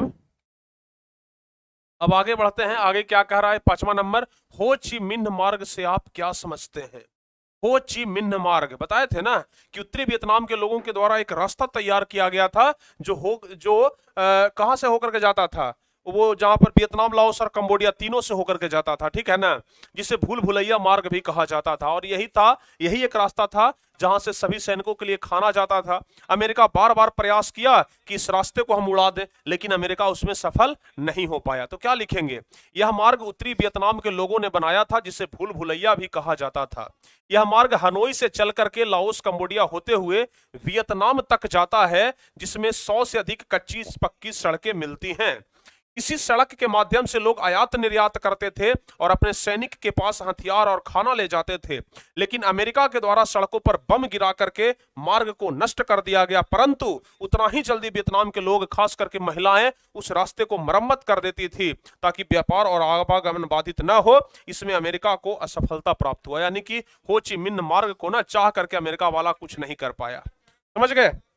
बताइए, यहां तक कोई दिक्कत नहीं है सर। चलिए आगे बढ़ते हैं। अब अगला नंबर क्वेश्चन देख लेते हैं। जिनेवा समझौता से आप क्या समझते हैं। यह भी क्वेश्चन प्यारे बच्चों बहुत इंपॉर्टेंट है। जिनेवा समझौता से क्या समझते हैं, यह भी क्वेश्चन बहुत इंपॉर्टेंट है। तो क्या लिखेंगे, हिंद चीन की वार्ता की समस्या को लेकर के, हिंद चीन की वार्ता की समस्या को लेकर के 1954 में एक समझौता हुआ, जिसे जिनेवा समझौता के नाम से जाना जाता है। समझ गए ना। इस समझौता में वियतनाम 2 भागों में बंट गया, उत्तरी वियतनाम और दक्षिणी वियतनाम। उत्तरी वियतनाम का नेता बनाया गया था हो ची मिन्ह को, और दक्षिणी वियतनाम का नेता बनाया गया था बाओ दाई को। और जब ये दोनों बंटा, उसके बाद वियतनाम समझ लीजिए कि एक युद्ध का स्थल बन करके रह गया था, जहां सिर्फ लड़ाई झगड़ा होता था, एकदम तबाही मच गया था चारों तरफ। तो आसानी के साथ आप लोग इसका जवाब दे देंगे, ठीक है ना, आसानी से प्यारे बच्चों आप लोग इसका जवाब दे सकते हैं। आगे बढ़ते हैं। अब 7वां नंबर क्वेश्चन है मेजनी के बारे में। हम आपको चित्र लगा करके समझाए थे, याद है हमें अभी तक, ठीक है ना। हाँ, हमें अच्छे से याद है आपको हम कितना प्यार से समझाए थे क्या कह रहा है, मेजनी कौन था। प्यारे बच्चों कह रहा है कि मेजनी कौन था, तो क्या लिखेंगे, लिखेंगे कि मेजनी का जन्म हुआ था 1805 ईस्वी को जिनेवा में। समझ गए ना, मेजनी का जन्म हुआ था 1805 ईस्वी को जिनेवा में, ठीक है ना। मेजनी को इटली के एकीकरण का मसीहा कहा जाता है। यह एक कर्मठ कार्यकर्ता, लेखक तथा दार्शनिक था। इन्होंने 1830 ईस्वी में एक नागरिक आंदोलन चलाया था। इन्होंने बहुत सारा आंदोलन चलाया। ऐसे ही नहीं इनको कहा जाता है एकीकरण का मसीहा, समझ गए ना, इनको ऐसे ही नहीं एकीकरण का मसीहा कहा जाता है। एक बच्चे लिख रहे हैं कि सर हमको सारा क्वेश्चन जो आपने इंपॉर्टेंट बताए थे पूरा याद है और सारा नोट्स अपने हाथ से लिखे हैं, ठीक है ना, लेकिन हम टॉपर बैच लेट से ज्वाइन किए हैं इसलिए थोड़ा सा पीछे हैं और 8 मोबाइल से सब्सक्राइब किए हैं। क्लास छोड़ के जाने का मन नहीं कर रहा है सर, आप रात भर पढ़ाइए, हम पढ़ते रहेंगे। अरे वाह रे वाह, क्या बात है, हाई वोल्टेज में लग रहे हो आप लोग एकदम आज, ठीक है ना। चलिए, तो ये मेजनी ने क्या चलाया था, 1830 ईस्वी में नागरिक आंदोलन चलाया जिसका समर्थन किया था तमाम जनता ने। उसके बाद मेजनी ने 1831 ईस्वी में यंग इटली की स्थापना की और 1834 ईस्वी में यंग यूरोप की स्थापना की। याद रहेगा ना, याद रहेगा सर। आगे बढ़ते हैं प्यारे बच्चों, काउंट काबूर के बारे में बताते हैं। काउंट काबूर कौन था, यह भी क्वेश्चन बहुत ज्यादा इंपॉर्टेंट है, ध्यान रखिएगा। काउंट काबूर कौन था, ध्यान रखिएगा, ठीक है ना। हाँ जी, तो ध्यान रखिएगा, यह एक सफल कूटनीतिज्ञ और राष्ट्रवादी व्यक्ति था। यह क्या था, एक सफल कूटनीतिज्ञ था और राष्ट्रवादी व्यक्ति था जो निरंकुशवाद का पक्का विरोधी था। अच्छा, राष्ट्रवादी किसे कहते हैं, बताए थे ना, राष्ट्रवादी किसे कहते हैं प्यारे बच्चों, बताइए। जो अपने देश के प्रति प्यार दिखाए, जिसके अंदर वो भावना हो राष्ट्रवाद का, उसे राष्ट्रवादी कहते हैं, समझ गए ना। तो प्यारे बच्चों ध्यान रखिएगा, काउंट काबूर एक सफल कूटनीतिज्ञ और राष्ट्रवादी व्यक्ति था जो निरंकुशवाद का पक्का विरोधी था। यह जानता था कि इटली के एकीकरण की सबसे बड़ी बाधा कौन है, ऑस्ट्रिया है। अतः ऑस्ट्रिया को हराने के लिए इसने फ्रांस से दोस्ती कर ली। यह इटली और जर्मनी के क्षेत्रों में विकास करना चाहता था, लेकिन इस प्रकार इटली की समस्या को इन्होंने पूरे अंतरराष्ट्रीय समस्या बना दिया और जाकर के इटली का पूरा एकीकरण करवा दिया था। ठीक है, यहां तक आप लोग याद कर लेंगे। उसके बाद 9वां नंबर क्वेश्चन, ये तो क्वेश्चन भाई बोर्ड एग्जाम के पर्पस से भी बहुत इंपॉर्टेंट है, समझ गए ना, बोर्ड एग्जाम के पर्पस से भी काफी ज्यादा इंपॉर्टेंट है। कह रहा है कि बोल्शेविक नवंबर की क्रांति क्या है, बोल्शेविक नवंबर की क्रांति क्या है, ये आपसे पूछा जा रहा है, बताइए, लिखेंगे। अच्छा, बोल्शेविक क्रांति नवंबर 1917 की क्रांति को ना कहा जाता है, याद है ना, नवंबर 1917 की क्रांति को प्यारे बच्चों बोल्शेविक क्रांति कहा जाता है। तो लिखेंगे कि लेनिन ने अपने एक खास दोस्त ट्राटस्की और सभी किसानों और मजदूरों के साथ मिलकर के 25 अक्टूबर 1917 ईस्वी को बोल्शेविकों के द्वारा पेट्रोग्राद के रेलवे स्टेशन, बैंक, टेलीफोन, डाकघर, सरकारी भवन सब पर कब्जा कर लिया। मतलब जितना भी सरकारी ऑफिस था ना, सब पर क्या कर लिया था, कब्जा कर लिया था। और बोल्शेविकों दल का कार्यक्रम स्पष्ट किया जो अप्रैल थीसिस के नाम से जाना जाता है। लेनिन ने 3 नारे दिए, भूमि, शांति और रोटी। लेनिन ने कहा था कि तुम्हें भूमि चाहिए, शांति चाहिए, रोटी चाहिए, कि दूसरी तरफ युद्ध चाहिए, बताओ, समझ गए ना। एक बच्चे लिख रहे हैं कि सर आपके जैसे दूसरा शिक्षक मिलना संभव नहीं है, तो पढ़ लीजिए ना, फायदा उठाइए प्यारे बच्चों, ठीक है ना। इसमें केरेंस्की की सरकार बनी, जब ये क्रांति हुआ ना तो केरेंस्की की सरकार बनी थी और सत्ता का बागडोर जो है ना वो बोल्शेविकों के पास आ जाती है, जिसका नेता लेनिन को बनाया गया था। इस क्रांति को बोल्शेविकों नवंबर की क्रांति भी कहा जाता है। इस क्रांति को बोल्शेविक नवंबर की क्रांति के नाम से जाना जाता है, ध्यान रखिएगा, ठीक है। चलिए आगे बढ़ते हैं। अब 10वां और 11वां, ये 2 लास्ट क्वेश्चन है इतिहास का। इटली और जर्मनी के एकीकरण में ऑस्ट्रिया की क्या भूमिका थी, इटली और जर्मनी के एकीकरण में ऑस्ट्रिया की क्या भूमिका थी। तो जानते हैं हम लोग कि इटली और जर्मनी के एकीकरण में ऑस्ट्रिया ही सबसे बड़ी बाधा थी। ऑस्ट्रिया नहीं चाहता था कि इटली और जर्मनी का एकीकरण हो, समझ गए ना। ऑस्ट्रिया का चांसलर था मेटरनिक, जो एकदम घोर प्रतिक्रियावादी राजा था, जिसका कहना ही था कि किसी भी राज्य में शासन तो करो लेकिन जनता की भलाई न करो, समझ गए ना, शासन तो करो लेकिन जनता की भलाई न करो। तो ध्यान रखिएगा, इटली और जर्मनी के एकीकरण में ऑस्ट्रिया सबसे बड़ी बाधा थी, क्योंकि एकीकरण के पीछे राष्ट्रवाद का हाथ था। ऑस्ट्रिया का चांसलर मेटरनिक को कहा जाता है, जिसका कहना था कि किसी भी देश में शासन तो करो लेकिन जनता की भलाई न करो, समझ गए ना, किसी भी देश में शासन तो करो लेकिन जनता की भलाई न करो, ध्यान रखिएगा। चलिए अभी 11 और सबसे लास्ट क्वेश्चन है इतिहास का, उसके बाद हम लोग सिविक्स में चलेंगे। इटली और जर्मनी के एकीकरण में नेपोलियन का क्या योगदान रहा था? इटली और जर्मनी के एकीकरण में नेपोलियन का योगदान। नेपोलियन के बारे में सवाल पूछा जाता है, एक क्वेश्चन तो कम से कम नेपोलियन के बारे में जरूर रहता है प्यारे बच्चों, ध्यान रखिएगा। इटली और जर्मनी के एकीकरण में नेपोलियन का अहम योगदान रहा था। इन्होंने इटली और जर्मनी को भौगोलिक परिधियों से बाहर करके वास्तविक सत्ता दिलाने का कार्य किया। फ्रांस की क्रांति ने राष्ट्रीयता के सिद्धांत को जन्म दिया, ठीक है ना। 300 छोटे छोटे राज्यों को केवल 33 राज्यों में परिवर्तित कर दिया तथा 1806 ईस्वी में जर्मन राइन संघ की स्थापना की। तो इस प्रकार से ये 11 क्वेश्चन कम से कम आप लोग याद करके जाइएगा, क्योंकि ज्यादा टास्क दे देंगे बड़ा तो याद ही नहीं होगा। हम हमेशा कहते हैं कि टारगेट छोटा हो लेकिन पूरा जरूर हो, समझ गए ना। ऐसा नहीं कि हम यहाँ पर 50 क्वेश्चन बता दिए और आपको 10 क्वेश्चन भी याद नहीं हुआ। 10 क्वेश्चन ही बताएं लेकिन 10 में 10 प्यारे बच्चों याद होना चाहिए, समझ गए ना। ठीक है, समझ गए ना। चलिए, ये हो गया इतिहास। अब प्यारे बच्चों बारी आता है किसका? नागरिक का। लेकिन एक शायरी पहले हो जाए, एक शायरी हो जाए। जीत और हार आपकी सोच पर निर्भर करती है। जीत और हार आपकी सोच पर निर्भर करती है। मान लो तो हार और ठान लो तो जीत, समझ गए ना। हारने वाला व्यक्ति ना पहले मान लेता है कि लगता है कि हम हार जाएंगे, ठीक है ना, लगता है कि हम हार जाएंगे तो वो हार जाता है, समझ गए ना, तो वो हार जाता है।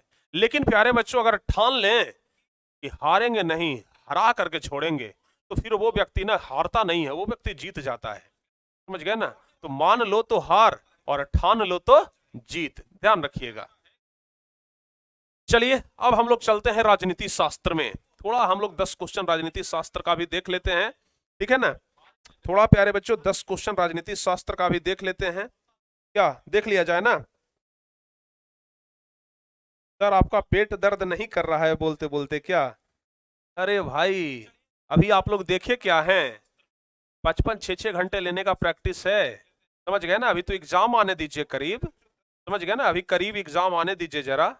इस समय 5-5, 6-6 घंटे क्लास लेंगे ना, तब कहिएगा कि सर अब तो पेट दर्द नहीं कर रहा है। अरे लंबा पुराना पढ़ाने का एक्सपीरियंस है भाई, समझ गए ना।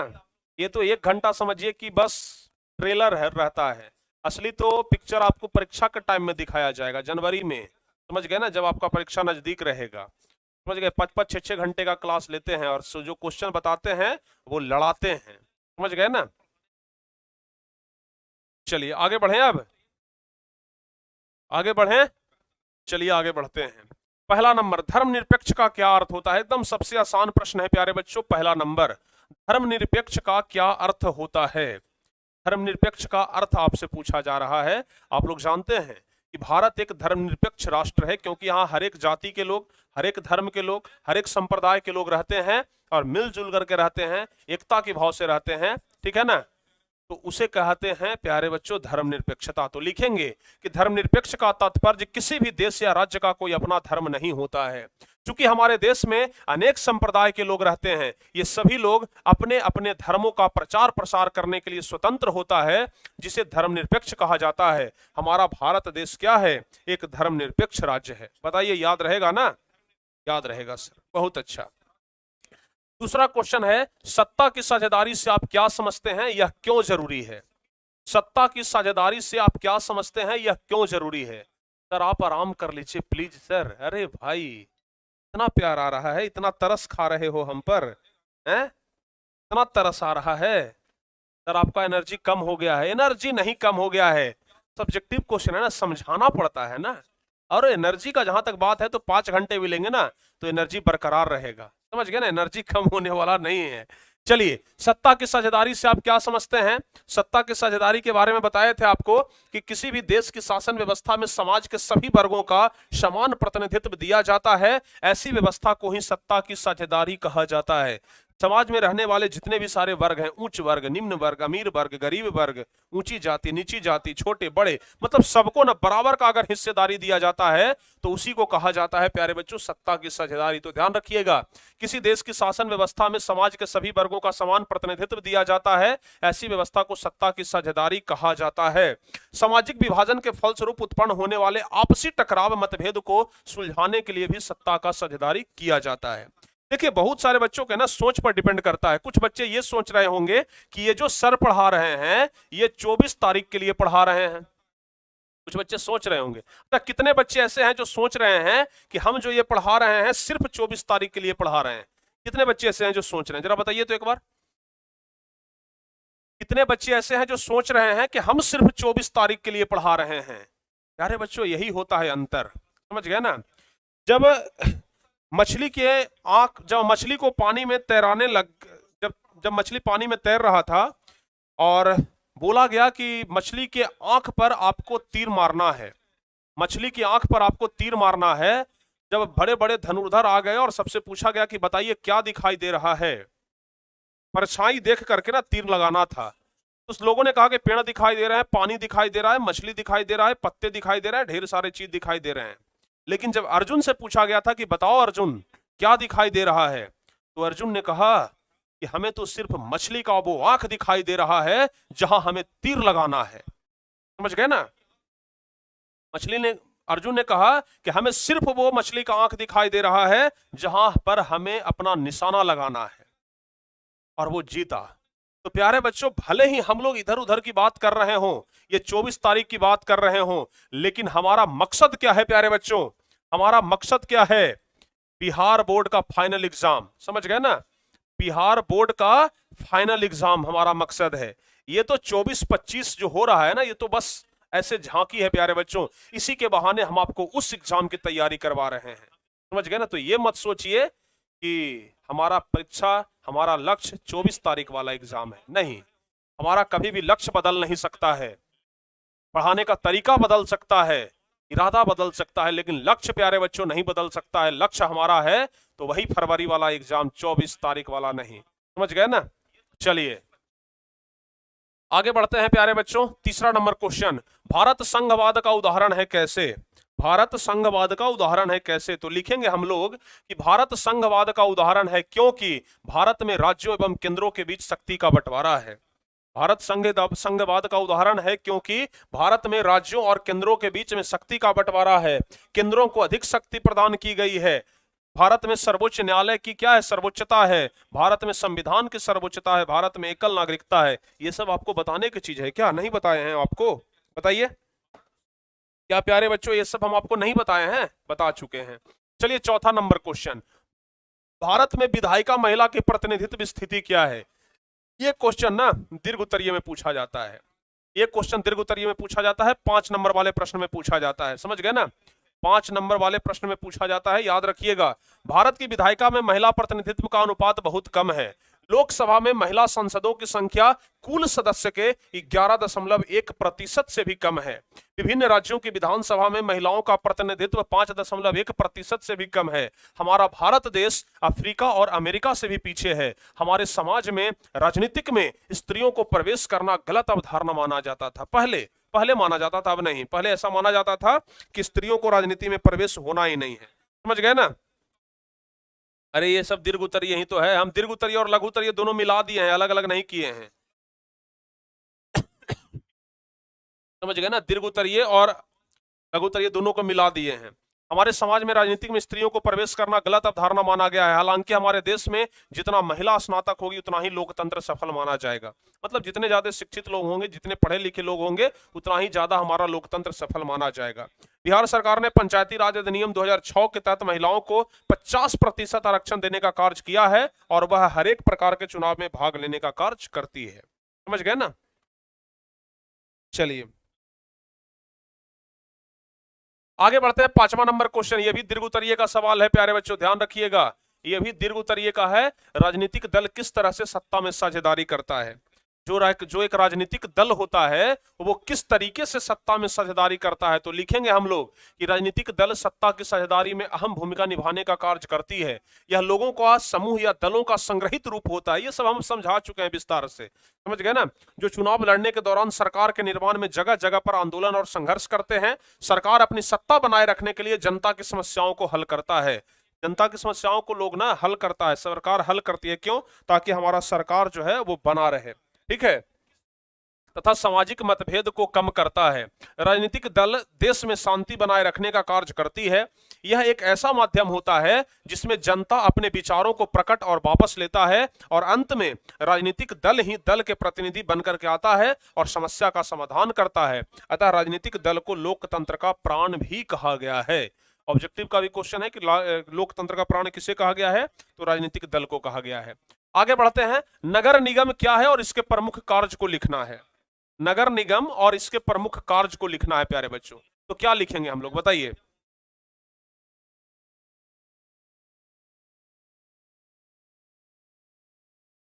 बताइए फटाफट से। नगर निगम के बारे में बताना है तो लिखेंगे नगर निगम एक स्थानीय शासन की संस्था होती है। नगर निगम एक स्थानीय शासन की संस्था होती है जिसका गठन बड़े बड़े शहरों में किया जाता है। भारत में पहला नगर निगम 1688 ईस्वी में मद्रास में स्थापित किया गया था, जबकि बिहार के पटना जिला में 1952 में स्थापित किया गया था। इनके प्रमुख कार्य और आय के स्रोत निम्नलिखित हैं। कौन कौन से स्रोत हैं भाई? आय के स्रोत तो हम लोग को नहीं देखना है, इसको आप हाइड कर सकते हैं, ठीक है ना। आय के स्रोत को हम लोग को नहीं देखना है, सिर्फ कार्य को देखना है। लिखेंगे नली गली का निर्माण करना, ये नगर निगम का काम है। उत्तम जल का प्रबंध करना, ये नगर निगम का काम है। गंदगी का सफाई करवाना, ये नगर निगम का काम है। अस्पताल, चाहे वो पशु का हो या फिर मानवों का हो, अस्पताल का निर्माण करवाना। आपदा में सुरक्षा प्रदान करना, महामारी से सुरक्षा प्रदान करना, शौचालय का निर्माण करवाना, ये सब नगर निगम का किसका काम है? नगर निगम का। कुछ दिन पहले ही तो बताए हैं, ज्यादा दिन भी नहीं हुआ है, कुछ दिन पहले बताए हैं, ठीक है ना। आगे प्यारे बच्चों 7वां नंबर क्वेश्चन है कि सांप्रदायिकतावाद क्या है। सांप्रदायिकतावाद, ये क्वेश्चन भी आप लोग याद कर लीजिएगा। तो लिखेंगे कि यह एक ऐसी मनोभावना होती है जिसमें लोग अपने राष्ट्र, अपने संप्रदाय के लिए अपने प्राणों को बलिदान कर देते हैं, अर्थात अपने धर्म को किसी दूसरे धर्म से ऊंचा दिखाना ही सांप्रदायिकतावाद कहलाता है, जो लोकतंत्र का क्या है? अवगुण है। अपने धर्म को ऊंचा दिखाना, जैसे हिंदू हैं जो अपने धर्म को ऊंचा दिखा रहे हैं कि भाई हमारा धर्म एकदम सर्वश्रेष्ठ है, सभी धर्मों का बाप है हमारा धर्म, होता है ना। मुस्लिम कह रहा है कि हमारा धर्म बढ़िया है, समझ गए। तो इस प्रकार का ये होते रहता है, समझ गए ना। और इसी को क्या कहते हैं? सांप्रदायिकतावाद कहते हैं। सिख कह रहा है कि नहीं नहीं नहीं, हमारा धर्म एकदम बढ़िया है। तो सब लोग अपने अपने धर्म को ऊंचा दिखाते हैं, उसी को क्या कहते हैं? सांप्रदायिकतावाद कहते हैं। चलिए 8वां नंबर क्वेश्चन है कि सामाजिक विभेद किस प्रकार सामाजिक विभाजन के लिए उत्तरदायी होता है। सामाजिक विभेद किस प्रकार से सामाजिक विभाजन के लिए उत्तरदायी होता है। तो लिखेंगे कि वास्तव में सामाजिक विभेद सामाजिक विभाजन के लिए उत्तरदायी माना जाता है, चूंकि प्रत्येक समाज में हर एक संप्रदाय के लोग रहते हैं जिनका धर्म, भाषा, रीति रिवाज, सभ्यता, संस्कृति सब अलग अलग होता है। ठीक है, तो यहां तक हो गया ना। चलिए, हाँ, जो बच्चे व्हाट्सएप ग्रुप में जुड़े हुए हैं उनको तो पीडीएफ मिल ही जाएगा, इसका पैनल पीडीएफ हम दे देंगे, ओके ना। चलिए 9वां नंबर क्वेश्चन क्या कह रहा है? सत्ता के विकेंद्रीकरण से आप क्या समझते हैं? सत्ता का विकेंद्रीकरण क्या होता है प्यारे बच्चों? सत्ता का विकेंद्रीकरण क्या होता है? स्थानीय सरकार को कुछ शक्ति प्रदान कर देना ही सत्ता का विकेंद्रीकरण कहलाता है, समझ गए ना। स्थानीय सरकार को जब शक्ति प्रदान किया जाता है, यानी कि शक्ति का बंटवारा जब स्थानीय सरकार के बीच में किया जाता है, तब उसे क्या कहते हैं? तब उसे कहते हैं विकेंद्रीकरण। तो लिखेंगे जब केंद्र सरकार और राज्य सरकार अपनी शक्तियों को स्थानीय सरकार को प्रदान कर देता है, जिसे सत्ता का विकेंद्रीकरण कहा जाता है। सत्ता का विकेंद्रीकरण करना अति आवश्यक माना जाता है, क्योंकि विभिन्न समस्याओं का निपटारा स्थानीय स्तर पर अच्छे ढंग से किया जाता है। मुश्किल से हम आपको 10 दिन पहले ये वाला क्वेश्चन बताए होंगे, ठीक है ना। मुश्किल से प्यारे बच्चों 10 दिन पहले हम आपको बताए होंगे, ठीक है। चलिए आगे बढ़ते हैं। अब 10वां और सबसे लास्ट क्वेश्चन है कि बिहार के छात्र आंदोलन का वर्णन करें। बिहार के छात्र आंदोलन का वर्णन करें, ठीक है ना। चलिए, बिहार के छात्र आंदोलन का वर्णन करना है तो लिखेंगे बिहार में छात्र आंदोलन की शुरुआत 1974 ईस्वी में जयप्रकाश नारायण के द्वारा किया गया था। जेपी नारायण के द्वारा छात्र आंदोलन किया गया था पटना के गांधी मैदान से, आपको हम बताए थे भी, ठीक है ना। तो लिखेंगे कि बिहार में छात्र आंदोलन की शुरुआत 1974 ईस्वी में जयप्रकाश नारायण के द्वारा किया गया था। इसका मुख्य उद्देश्य था इंदिरा गांधी की सरकार को गिरा करके तमाम जनता की समस्या का समाधान करना। समझ गए, इंदिरा गांधी की सरकार को गिराना ही मुख्य उद्देश्य था। कांग्रेस की सरकार ने 1971 में गरीबी हटाओ का नारा लगाया था। कांग्रेस का सरकार आया था तो गरीबी हटाओ का नारा लगाया था कि हम आएंगे ना तो गरीबी हटा देंगे, लेकिन गरीबी हटा नहीं प्यारे बच्चों, झूठा वादा किया गया था। उस समय में भ्रष्टाचार और बढ़ गया, भुखमरी और बढ़ गया, गरीबी और बढ़ गया, एकदम चरम सीमा पर पहुंच गया। वस्तुओं के दाम में कमरतोड़ महंगाई हो गई, लोगों का जीना दुर्लभ हो गया। इस बात को लेकर के जेपी बाबू यानी कि जयप्रकाश नारायण ने पटना के गांधी मैदान में एक सभा का आयोजन रखा, जिसमें लाखों लाख की संख्या में जनता ने उसका समर्थन किया। इन्होंने संपूर्ण क्रांति का नारा लगाया था और अंततः इंदिरा गांधी की सरकार गिरी और पहली बार 1977 ईस्वी में, देखिए ध्यान रखिएगा, पहली बार 1977 ईस्वी में गैर कांग्रेसी सरकार बना था जनता पार्टी का। जनता पार्टी का, भारतीय जनता पार्टी का मत बोलिएगा, जनता पार्टी का, ठीक है ना।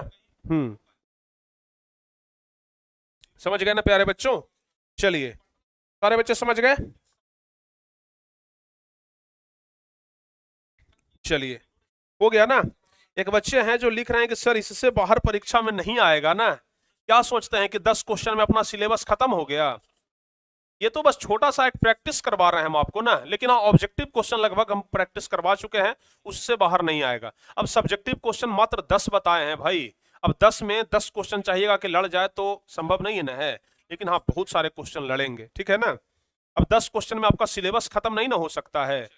अब एक दिन में 50 क्वेश्चन बता देते तो वो संभव भी नहीं होता, ठीक है। तो कम ही खाएं, लेकिन थोड़ा बढ़िया खाएं, थोड़ा स्वादिष्ट खाएं तो ज्यादा बढ़िया होता है, ठीक है ना।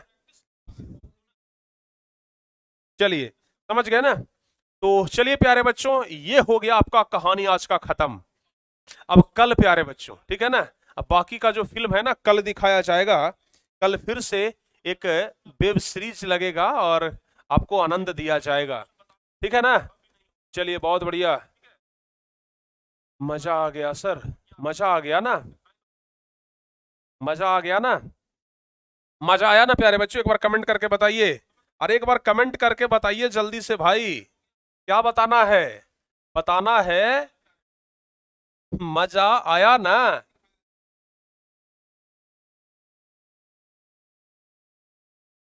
बताइए, मजा आया ना? जल्दी से कमेंट करके बता दीजिए भाई कि मजा आया ना सर, तो हाँ सर मजा आया, ठीक है ना। मजा आया ना, जल्दी से कमेंट करके बता दीजिए।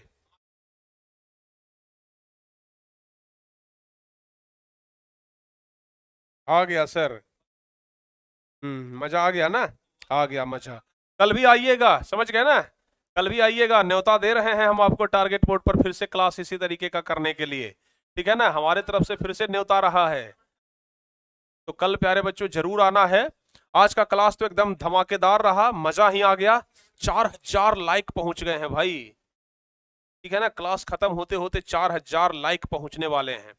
तो चलिए प्यारे बच्चों, उम्मीद करते हैं कि आप लोग एकदम अच्छे तरीके से इस क्लास को किए, मजा आया, एकदम जबरदस्त तरीके से क्लास चला और लगभग 18,000 बच्चे, 19,000 बच्चे अभी तक इस क्लास को देखे, बहुत बढ़िया, लाजवाब एकदम, ठीक है। तो चलिए प्यारे बच्चों, अब आज के इस क्लास को यहीं पे समाप्त किया जाए। लेकिन जाते जाते हम एक बात जरूर कहेंगे कि जो बच्चे अभी तक भी इस बैच को परचेज नहीं किए हैं तो कर लीजिए भाई, अभी तो ये ट्रेलर है, एग्जाम के टाइम में ना ऐसा ऐसा पिक्चर बहुत देखने के लिए मिलेगा, समझ गए ना, ये तो ट्रेलर है, पिक्चर प्यारे बच्चों एग्जाम के टाइम में इस टॉपर बैच के बच्चों को एकदम जबरदस्त तरीके से देखने के लिए मिलेगा। तो जो बच्चे अभी तक इसमें नहीं जुड़े हैं, अभी भी मौका है, छोड़िए मत, इंतजार मत करिए, इंतजार करने वाले को उतना ही मिलता है जितना कोशिश करने वाले छोड़ देते हैं, मजा आ जाएगा, ठीक है प्यारे बच्चों। तो चलिए मिलते हैं अगली क्लास में, अब तब तक के लिए जय हिंद, धन्यवाद।